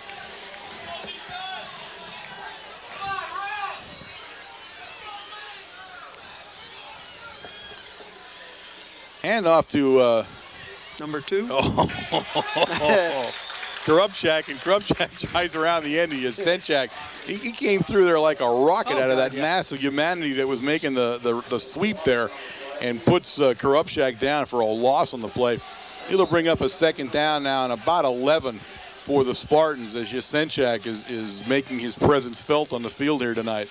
Getting stronger week by week. It's great to see the self-esteem that's building up in some of these players. You can see them as the weeks go on. Last week, against Marion, he made some outstanding hits as Dasani started to come through the line. Back to pass goes Dieter. Another screen pass up the middle, and that's the same pass that went for the touchdown as Smith. Nice play by Veach, but not before Smith brings it up over the 30-yard line, and that should be enough for a 1st down, and it is. And that's the 2nd time that play has stung us, although the first time it stung us for 7 points. Yeah, nice play, too, I'll tell you what. And it's over the center of the field. Usually when we run a screen pass in the last couple of years, it's been out to the flat, gives you a little bit more room to look. You're throwing that screen pass over the center, you got a lot more bodies that you have to throw over. Yeah. And it's a difficult play to run. And Smith shows you that in the open there. He's a very elusive back. Yeah. He's got some speed and moves, but he's got to be in the open. The Spartans did not like what they saw. They got up to the line of scrimmage. The Tornadoes were doing about 40 different things defensively and didn't know what to think of it, so they called a timeout, and Coach Chesney runs out. And notice he's teaching from when he left the sideline there to when he got to the huddle. He was talking all the way out there. So he's kind of, his engine revs about 1,200,000 RPM per minute too. Of course, has done an excellent job over at North Schuylkill in the last 2 years that he's been there. Well, I mean, basically, though, you have to remember, we taught him everything he knows. Well, that's true. Sitting in the supper club and, our vast knowledge of football strategy basically roar off on him, and he made him the coach he is today. And if he doesn't call us and kill us on this one, no one ever will. Lucky he has a nice sense of humor. Well, that's the reason why you sent Joe over at the beginning of the game. Oh, yeah. Yeah, just in case. Yeah. Of course, I got my aide de camp with me here, Mr. Nestico. And if you were any good, you'd have an aide de camp, but apparently they didn't give you one. No, they didn't. I got one. You're lucky. And he comes pretty cheap, to tell you the truth. He works out pretty well. So we got a 1st down and 10 now as the Spartans come off that timeout. Ball sitting just over the 30-yard line at their 31. Put Smith in kind of a slow motion, and he looks over, and he's going to be in trouble from the beginning. And Yasenchak and Brown whack him as he gets over the 30-yard line. Now, there are only 2 guys out on the pattern. I wonder if that wasn't a quarterback keeper go back on a fake pass, and he was going off the left side, and he did have enough of blockers there, so it did look like it was a design play. Well, it's the design of a play that you're pretty much sure the quarterback doesn't want to do again. Well, It's 2nd down and 9, a gain of just about a yard on the play, but a ferocious hit as he went down by Yasenchak there.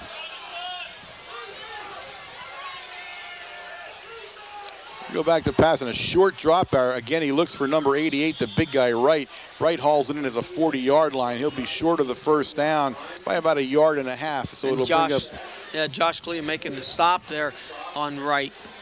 That's a very deadly combination. When you let Dieter take that quick 3-step drop back, he doesn't look a whole lot around. There's not a whole lot to look at. He heads right for Wright, and he's about the biggest target you got. So he's not hard to find, but that's a nice combination they have going there.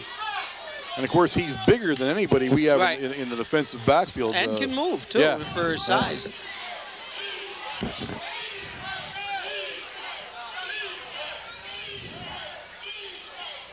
Right up the middle, and it's a quarterback keeper. And, Cuff and Yasenchak again for a little, and number 50, Booker, just for a little bit of on the bottom there.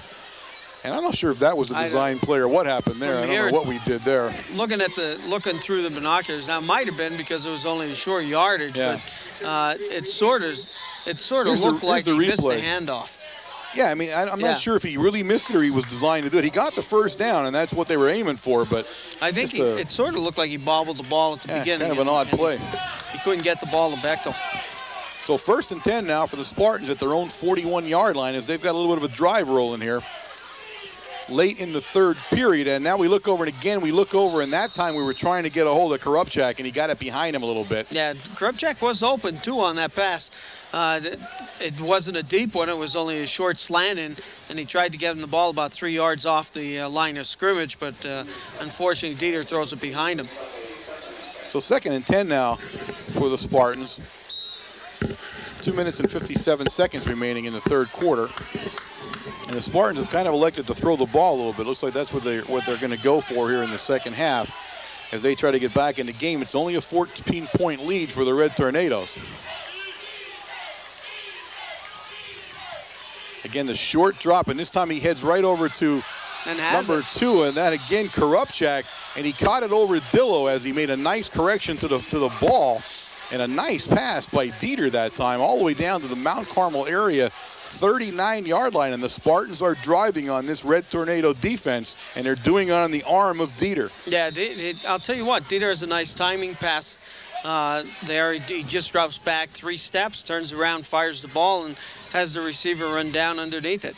The ball was a little short that time, and the receiver did stop to come back and get the ball. Yeah, Korupchak made a nice adjustment, and that's what you need from a guy to do that for you. He makes you look real good when he's able to do that. This time Dieter's chased out of the pocket. He's going to run. He's going to pick up nice yardage. In fact, he may have the 1st down. He's driven out of bounds down there by Yasenchak, but it looks like he picked the 1st down up, and the Spartans continue to move the ball. Yeah, some nice running there. He did have a wide open field, pass protection, the defensive backfield had everybody covered. He kicks out of the pocket a little bit. He did have some pressure from this side from Cuff, and that's what kicked him out of the pocket, Dieter out of the pocket, and took off down the sideline. Ball at the Red Tornado 29-yard line, where it's 1st and 10 Spartans.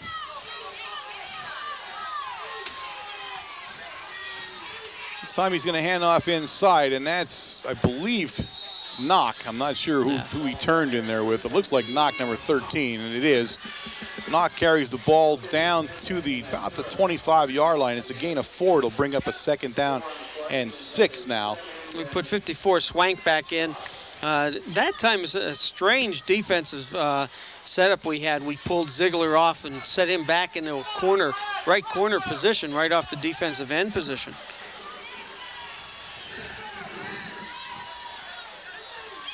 Short drop, Dieter wings it again, and he's got Wright. Wright made a turn on the ball, but he was covered well by Clea. But that's the matchup they're looking for. They want the big guy, Wright, and they want him against Clea because his height makes it very difficult to defend him. And that time, Dieter did throw it a little bit further to the out of bounds than I think he wanted to. Wright had to make the adjustment. He did turn himself all the way around 180 degrees just to get to the ball. 3rd and 6 now for North Schuylkill. And we'll see what Dieter has up his sleeve as he's in the shotgun formation now. And he drops and throws immediately, and he intercepted. Throws it right at Matsura, and Matsura brings the ball up over the 40-yard line to about the 42-yard line of the Red Tornadoes, and that time he threw it right at him. Never saw Matsura in coverage. And he did have the man open coming across, but Matsura dropped straight back into the passing zone into right where he was supposed to be, and Dieter, of course, threw it. But there was some pressure there from Ziegler that time, and I think Dieter had to throw the ball a little bit sooner than what he wanted to. Well, they just don't throw well when they're in the shotgun, when he's in that pocket. That's not what they do well. They do well when he does that 3-step drop or he rolls a little bit. That's where he's had his most success. This time we're going to give it to Ziegler. Ziegler cuts it outside, and then watch him lower his head, which he does. He takes it up to the 47-yard line of the Red Tornadoes. Number 13 is down on the field. That's Knock. He was in on a tackle, and he's holding his ankle or his shin, one or the other there. I think he got kicked, or his ankle was twisted. Well, he was right there as of course, Ziegler lowered the helmet, which he's apt to do, and picks up about 7 on the play. It's going to bring up a 2nd down and 3. But we'll see what happens as both Mount Carmel and North Schuylkill run out to see the number 13 Knock on the field.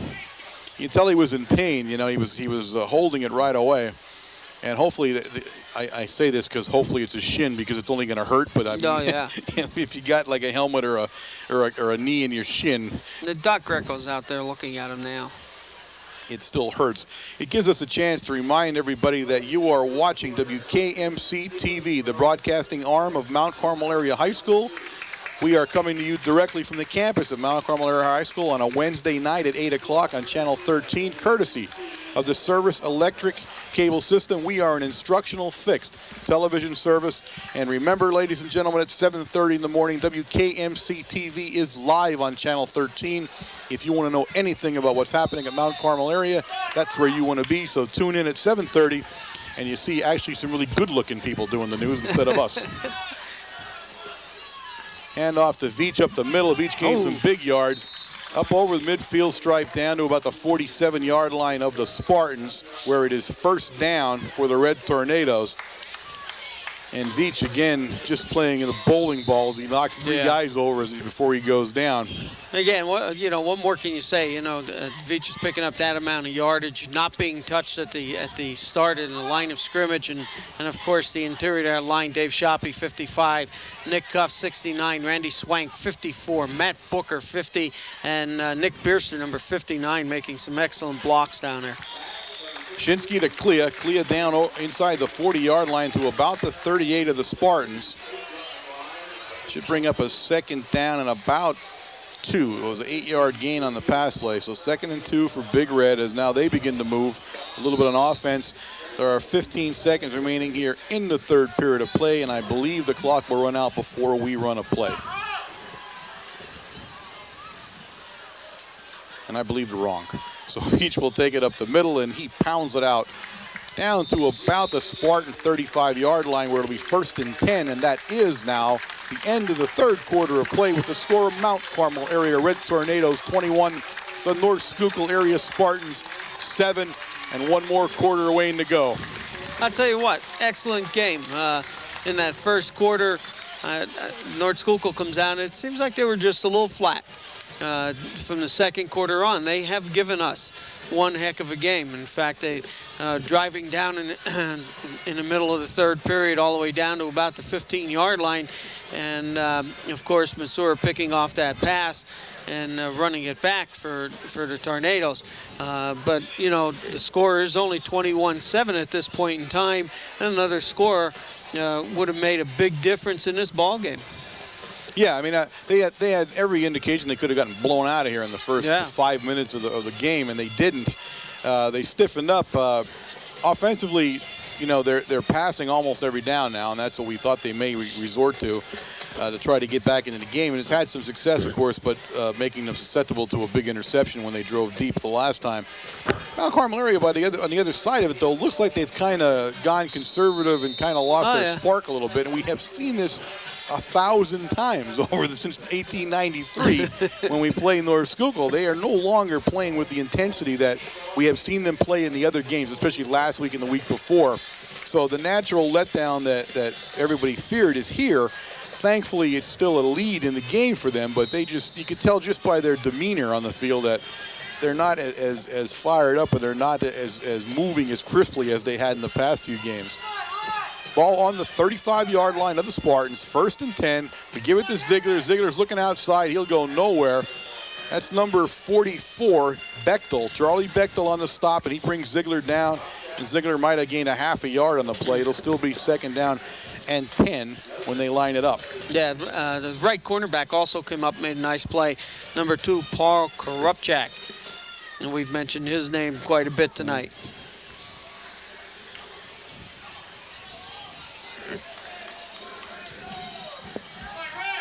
We go with the big backfield back there. We give it to Veach, and he goes right up the middle. He'll take it down to the 30-yard line for a gain of 5. It'll bring up 3rd down and 5 for the Red Tornadoes from the Spartan 30-yard line. Again, it's funny to watch that play sometimes because, you know Johnny's back there, and he picks his own holes. And how many times we've seen him already this year where, his power goes right over tackle, over Nick Bierster and Matt Booker, and he's going off the left over Randy Swank and Nick Cuff, and he's just picking those natural holes. We seen that last week, that Marion had given him a natural hole, and he had picked it and scored a couple times on it. So he put the fullback in motion, and we look at kind of like a shovel pass to Veach, but big pressure that time, and it didn't look like Veach and Shinsky on the same page as number 52. And it was the Spartans. Troutman was the guy that really broke the play up. I'll tell you what, excellent. It was a good call offensively. We had John just cutting back behind the blitzing linebacker in the defensive end, and the ball was just a little more taken off the ball, and John probably would have been able to handle that one. And it was just a close play, and it was just a bang-bang play. He had to do it real quick. 4th and a long 5 now for the Tornadoes as they go for it in the Spartan 30-yard line. Shinsky goes back to pass, fires downfield, and he's got Yasenchak, and Yasenchak will be put down at the 1-yard line. Korupchak was trying to cover him, but it just wasn't going to happen as the big tight end got loose deep and takes the ball down to the 1. And once again, now it's 1st and goal from the 1 for the 3rd time this evening. Here's the amazing part. You're talking about We're going to see the replay here. Watch the breathing room. And now it's a football game, folks. You've given the North Schuylkill some breathing room and some momentum. And we just are not as crisp as we'd like to be here tonight.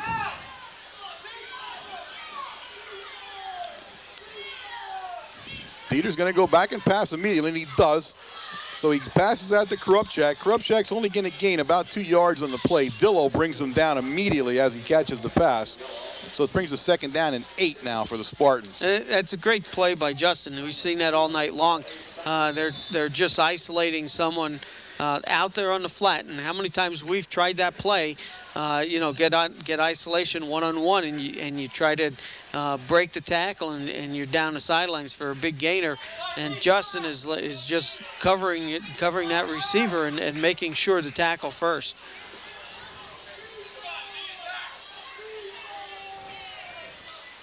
It's not we're going to run the ball. Ooh, we're not going to run it anywhere as the defense stands that one up. You got Yasenchak in the middle there, and Brown coming off, 31, and also, Booker 50 got off the floor down there. So that's a gain of about 1, and that's a long one there. But it's going to bring up probably 3rd and 7 from where they placed the ball for the Spartans. Nice defensive play by that entire side of the line that time.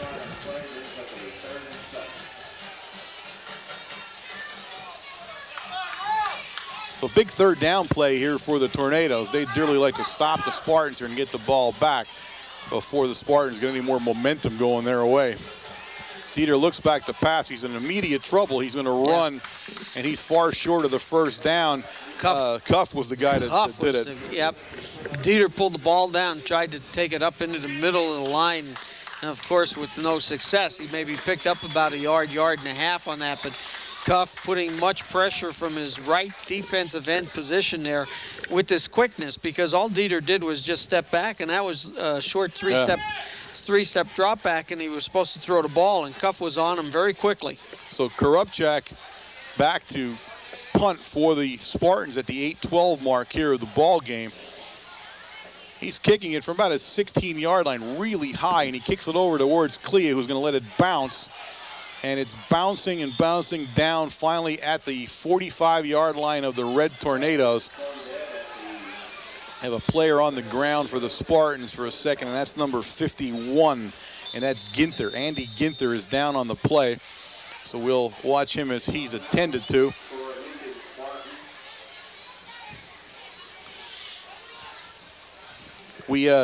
One of the things that people probably noticed this year is that we are still wearing all red no matter where you see us at. It's an interesting reason, as our white uniforms had an accident as the season was beginning. And that's why you have not seen us wear white any time this season, because we, I guess, are desperately waiting for white uniforms to appear on the scene, and they have not yet come. So we only wear red, and it's caused some problems here and there. All the teams that we play away have been very understanding of it, but not really liking it too much. When we're home, of course, we normally wear all red, and it doesn't make a difference. But as we keep traveling away here, teams are wondering why it is we keep showing up in our home red, and that's the reason. If any of you wondered why, we simply do not have white uniforms to wear, so we may see them yet before the end of the year. The jerseys. We have the pants, but the jerseys are the things that ended up ruining. So Ginther, number 51, gets off the field. Looks like he has an ankle injury there. Coach Chesney, of course, right out there to see how he's doing. The Red Tornadoes will go on offense from their own 45-yard line here, 1st and 10, when they get Ginther to the sidelines. It's been a pretty hard-hitting game, and getting more hard-hitting as the game wears on, which is indicative of this game from year after year after year. Much tougher, I think, than people had originally thought. But again, this is just a traditional point of the season where we kind of take a rest, and you can't blame them. I'm not saying it's bad. I'm just saying it just happens, and that's exactly what I think you're seeing here is that right now from the Red Tornadoes. Although still ahead by 2 touchdowns, there's a lot of game to play, and they got to be on their toes.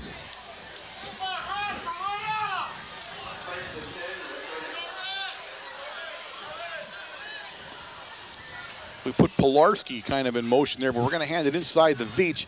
And Veach is going to take it up over the 50-yard line and still churning. Look at that. That is tough football. That's tough running football as he goes over the midfield stripe into Spartan territory at the Spartan 46-yard line, where it'll bring up a 2nd down and about 2. Whew. That was a tough 8 yards, I'll tell you. No, about 3 now, the way they set it down. I thought he went further, but 2nd down and about, I'm going to say 2. It's a long 2, but it's still 2. You can say whatever but you want. That's tough running. You're that kidding. Is just bang, bang, slap mouth running there. Schuylkill will bring him up to traditional I formation, but he's going to pass out of it. He's looking down there. He's got Clea, but he's a little high, as Clea couldn't get up in the air far enough and bring it down. And Clea comes up a little gimpy there, but I think it was just an odd tackle by 88 Wright as he got him in the back of his leg. Yeah, so now 3rd down and 2 for the Tornadoes. What we're doing there is we're running a wide slot on the outside. We have Matsura on the far outside and Clea coming to the slot position. And Matsura is clearing out the zone for Josh. Josh goes down about maybe 4, 5, 6 yards, and he cuts to the outside to the zone where Matsura just ran through, and of course should be open at that point. This time we'll hand off to Ziegler, the big guy. Ziegler takes it over the 45 down to the 44, where it'll be 1st and 10 Red Tornadoes as he picks up the 1st down, and just a straight up the middle, up the gut play by Ziegler. And so that's just a great play. I mean, the defense really has to be on its toes on that because it's such a fast play. All Dave does is just turn around, and Ziegler's already diving straight forward. It's supposed to be a short play, but I'll tell you, if you don't make the tackle on Ziegler, as we'd seen as he's going through the line there, he's going to end up picking some big yardage up on you. This time Ziegler right up the middle, and look at him move, and he's still moving. Boom, down under the 35, down to the 33-yard line. Very close to the 1st down, and we'll see where they set it down. They're bringing it back. Yeah, they brought it back a lot further than I thought he went, but it's 1st and 10, as he did pick it up anyway. So the big guy, Ziegler, running loose again and picks up another 10 yards on the carry. It's now 1st and 10 at the 35-yard line. There are 6 minutes, 29 seconds remaining here in the ball game. Again, Ziegler keeping that average up there. He was going into Marion, gave him, I think, 8 yards a carry, and I'll tell you what, he's doing the same thing tonight. We pitch it to Veach this time. As he tries to cut outside, he does. He avoided one guy, still running. Almost. He's down to the 30. That was the longest 5-yard game you're going to see in a game right there, but he was picking and choosing his way down the field, so he's down at the 30-yard line. It's a gain of 5, 2nd and 5 for the Red Tornadoes, but that, again, he just will not go down. Knock was on the ground, and he actually reached back and tripped John up on that 3rd cutback that he was making on that play.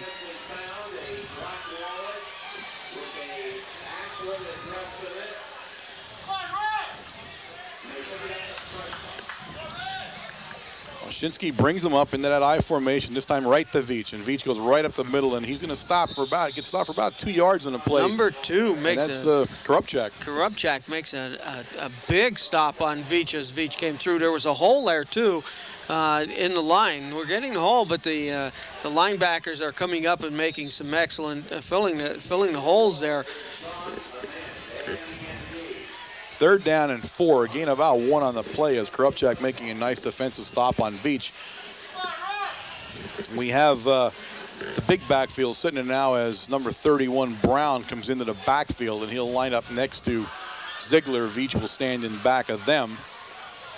And we hand to Veach going the other way, and Veach is going to be very close to the 1st down when they set it down there. A nice run by John Veach as he went a little bit opposite of where the blocks went. That, I'll tell you what, now that I look at that is a design play. Number 69, Nick Cuff there from the left guard position, pulls on that play, and he kicks out the defensive end for John Veach to cut back behind. So that's a design play on Coach's part.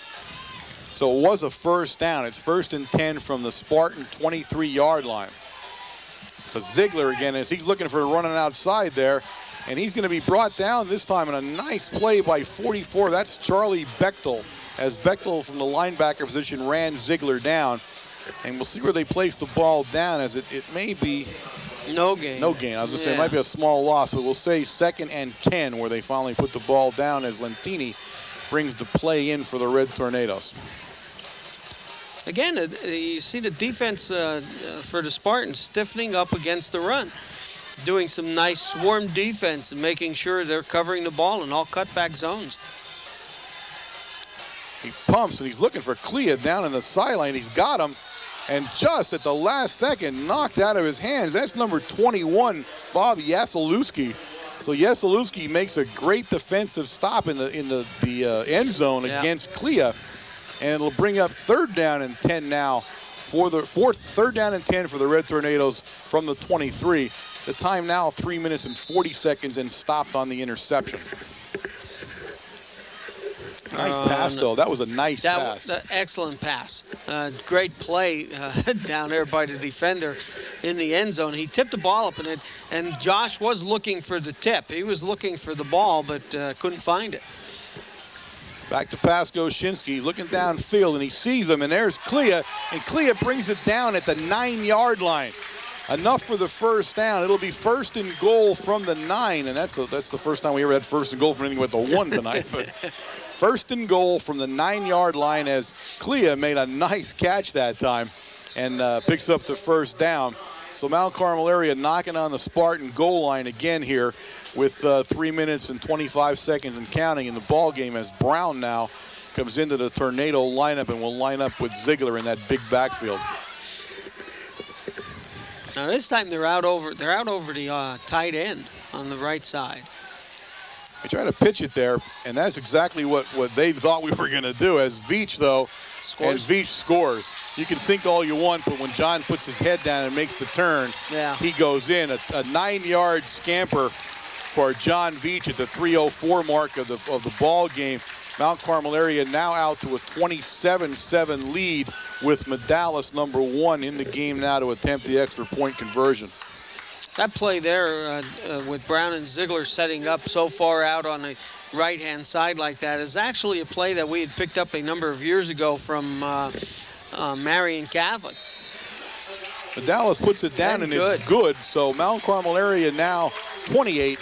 The Spartans of North Schuylkill 7, and Big Red will be set to kick off shortly in what has been a very entertaining and hard-fought football game here tonight by these two schools, which is normally what happens when the two of them hook up. Well, over the last couple of years, we've seen North Schuylkill come over, or actually over on their field. Last year it was a great game that was played over there. They walked away with the win, 29-12. And in 1995, also coming up with the win, North Schuylkill at that point in time was 3rd in the state in AAA standing. Now they're down to AA, and they beat the Tornadoes 14-6 that night. And another great defensive game that one over in Spartan territory. So Yasenchak gets set to kick it. He's kicked it every time to Smith. We'll see which way it goes this time. And it will go to Smith again. No, I'm sorry, it goes in the middle now. That's Korupchak, too, will take it for the first time. And Korupchak's going to be bottled up right at the 30-yard line. There's a whole bunch of guys on him. Dillo, Pilarski. Pilarski's Lentini, of course. And you say Lentini's name no matter 45. What on the kickoff return. Oh, yeah. You should say it first to be done with it, because no matter what you do, he's going to be in on the tackle. Oh, we're gonna do that next week. As soon as Vincent kicks the ball, Lentini on the stop. Lentini on the stop. We wouldn't be wrong, to tell you the truth. Right? We just wouldn't be. I think that would be the first time we'd be right. Yeah, that's true, too. And I wouldn't have brought that up quite like that. But so the ball's sitting on the Spartan 31-yard line. It's 28-7, Mount Carmel area. There's 2 minutes, 57 seconds left in the football game as the Spartans bring it up 1st and 10. And Dieter has Knock in the backfield. And he's going to wing it over to the sideline. He's looking for his big guy, and he's got him, 88. And 88 will be pushed out of bounds, although he stepped out of bounds long before he got pushed out. So the ball over midfield, though, at the Tornado 44-yard line. And the combination of Dieter to Wright has been deadly all night tonight. They really hook up well together. And you can see right away, as soon as the ball is snapped, Dieter is looking over in Wright's direction, and he's just laying the ball up enough for him to run underneath it and make the reception. Wright's a very difficult target to defend. He's just so athletic and so big and tall. So Dieter brings him up 1st and 10 in Mount Carmel area territory. He's got Knock behind him. And he will hand it to Knock. And Knock will go over the end there. He's going to be brought down quickly there by both Ziegler and Shoppy's back in, number 55. Shoppy.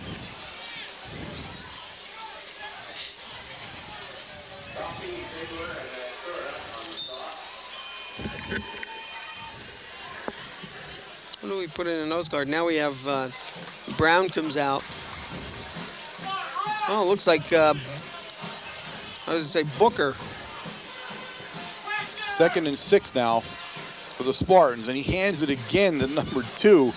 This time he spread out wide by Cuff, but got around Cuff. So Korupchak, again, we've seen that play several times, and it gains big yardage each time. Yeah. Although this time he went out of bounds much earlier than I thought he did. So it's going to bring up a 3rd down and about 3. He didn't make it out of bounds. Yasenchuk makes a tackle inbounds. Oh, okay, he's still in as the clock ticks still. Okay, I thought he was out there. It's a nice looking play, although I'm not sure if I would have run that play to the short side like that either at that time. But Dieter brings him up. He's got Smith in the backfield now with him, and he's going to hand it to Smith. And this time Smith has stood up and keeps churning. Oh, nice run by Smith as he crosses over the 30 in the Mount Carmel 27-yard line. Lentini and Matt Medalis making the tackle there. Nice run by Smith that time, though. Good hard running, kept his legs churning. And that's what you like to see from a ball carrier. And I'll say one thing about the Spartans. They are equal opportunity. Everybody runs the football on this team. Right. You must have been 6 or 7 guys lined up in the backfield all night, each at different times taking the ball. This time he puts Smith in motion. He turns and he's going to pass down the middle. It's tipped. It was heading for Bechtel, number 44. The Spartans will call a timeout at the minute 5 mark of the game here as they'll go. And again, we want to thank everybody here. We want to thank the people that work with us here. We're going to, towards the end of the season, I talked to Dave McPhee, of course, and we have some pictures that we're taking and things. We're going to pay a little bit of tribute to the people who make this whole operation run. It truly is something. If you can only be involved or see what goes into a production of a football game like this from our side of it, you would be truly amazed. We were quite happy. We did the Allentown Central Catholic game, and you may or may not know that tape was sent to the Super 2. It's a sporting arm of Service Electric. It handles the entire Allentown Bethlehem corridor there, and they were quite happy to get the tape and use it as is.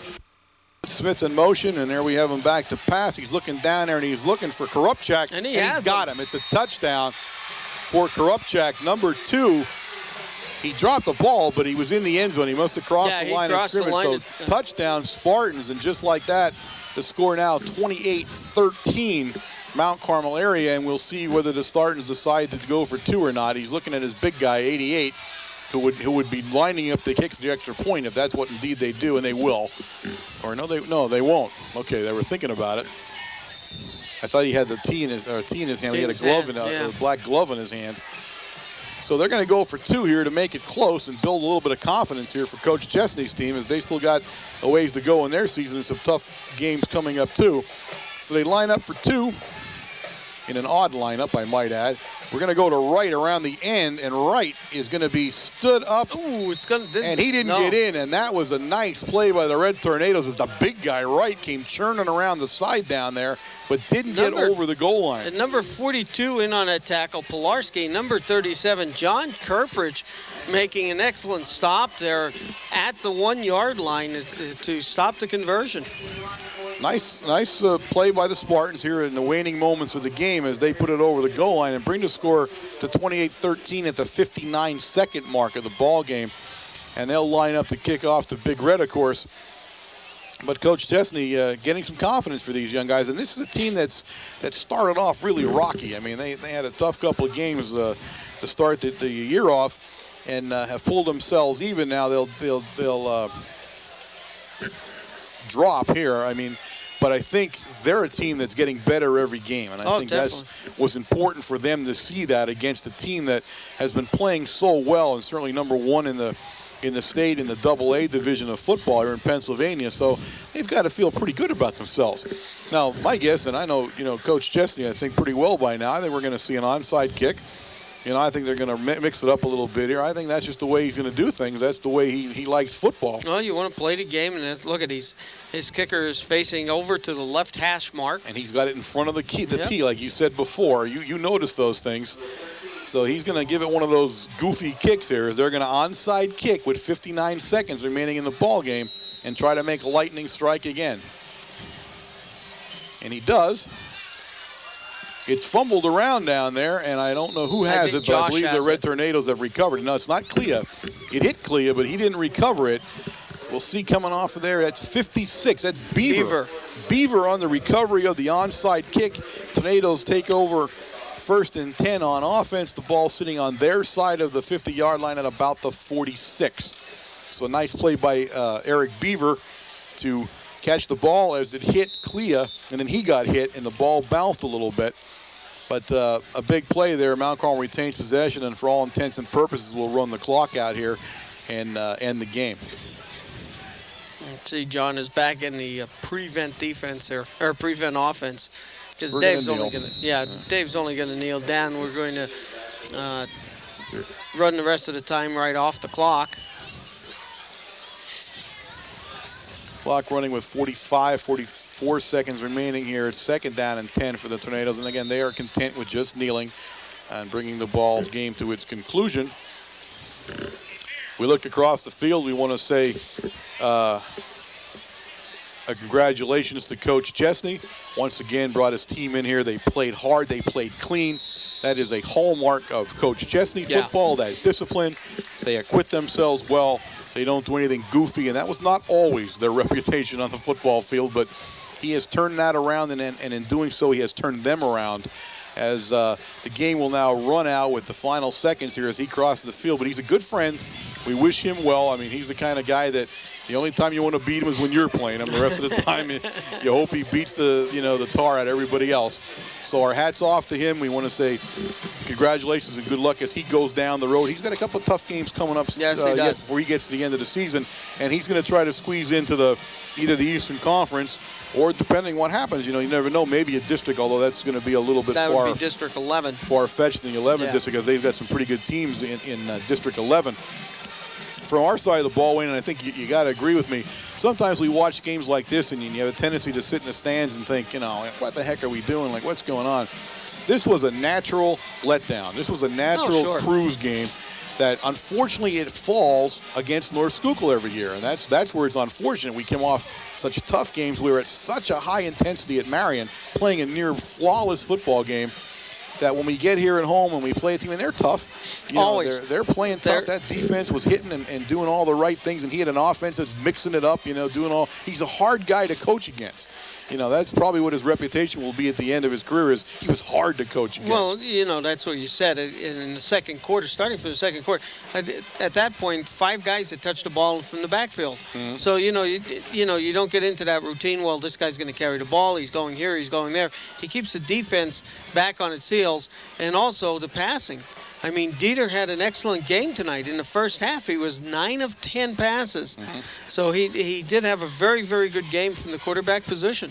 And that's kind of a hallmark of Chesney's teams. His quarterback is very active. His quarterback plays a lot, and they pass. Right. And, when he has the talent like that, they pass. So, for all intents and purposes, we played a very good football game. We've got nothing to be ashamed of, nothing to think we didn't play to our potential. We did it all out there. We played hard. They played hard. And we walk out with a win, and that's all that counts. Right. But at the end of the season, they're not asking you how tough the game in the middle was. They're asking you how many wins and losses, and that's where it's going to show up at. Now, we look down the line here. As I said in the beginning of the game, this is the last grudge match of the year for us. There's nobody that really comes up on the radar from here on in that we actually would say is a rivalry or a team we point to. Seeley's Grove certainly a team to point to, because only in the past couple of years they've become very good, and apparently they're very good again. This year they beat us on the last game of the year last year, and not only beat us but hurt our quarterback of losing him for the entire playoff situation. So that's going to be playing in our mind when we get to them. Now, of course, when you see this broadcast, you'll know exactly how good they really are, because they are playing a top contender tonight, and that's Blue Mountain. All right. So we'll wait and see how that turns out. We will travel to where are we going next week? Schuylkill, to the Braves. Of course, the Braves program, sadly not what it always was. we'll see what they bring. They're not having a stellar season again this year. No, of course, we went down there 2 years ago, and the quarterback and the end down there, who are now teamed up at Susquehanna, right, just totally picked us apart. Yeah. And it came down, and it was the last. Whoever had the ball last was going to win the game. Fortunately, that was the Tornadoes that year, but he had an outstanding game. It's just one of those things that you see Schuylkill every so often. They come up with a good game. But you're right. This year they really are not showing anything as they are going through the season so far. So we see the Braves next week. We left this game with no injuries that we could tell, so that's a good move. And then, of course, we got Wyalusing. And Wyalusing is two things to us. Wyalusing is about 877,000 miles away from us. Wyalusing is also our main contender for the District 4 seeding in the playoffs. They are the reason we didn't have home field last year. We got to remember that we play there. It is difficult to make that trip. It is a horrible trip to make. When we get up there, we're going to have to beat them because we will be 1-2 in District 4 as we hit them 2 weeks from now. So we need to keep that in mind. Schuylkill, you want to win no matter what they're doing because they're AAA. You need those points off of them. So they're a big game just points-wise alone. And, of course, then we wind that season up further down at Cedars Grove coming here into the Silver Bowl. So we look forward to that. The Spartans, the only thing I would say about them is they continue their futility here at Mount Carmel. They just do not have a good time when they play us here in the Silver Bowl. But, again, when we go down there, we also have a tough time. So, all in all, a good football game. We come out with a win. Everything you want to have happened so far.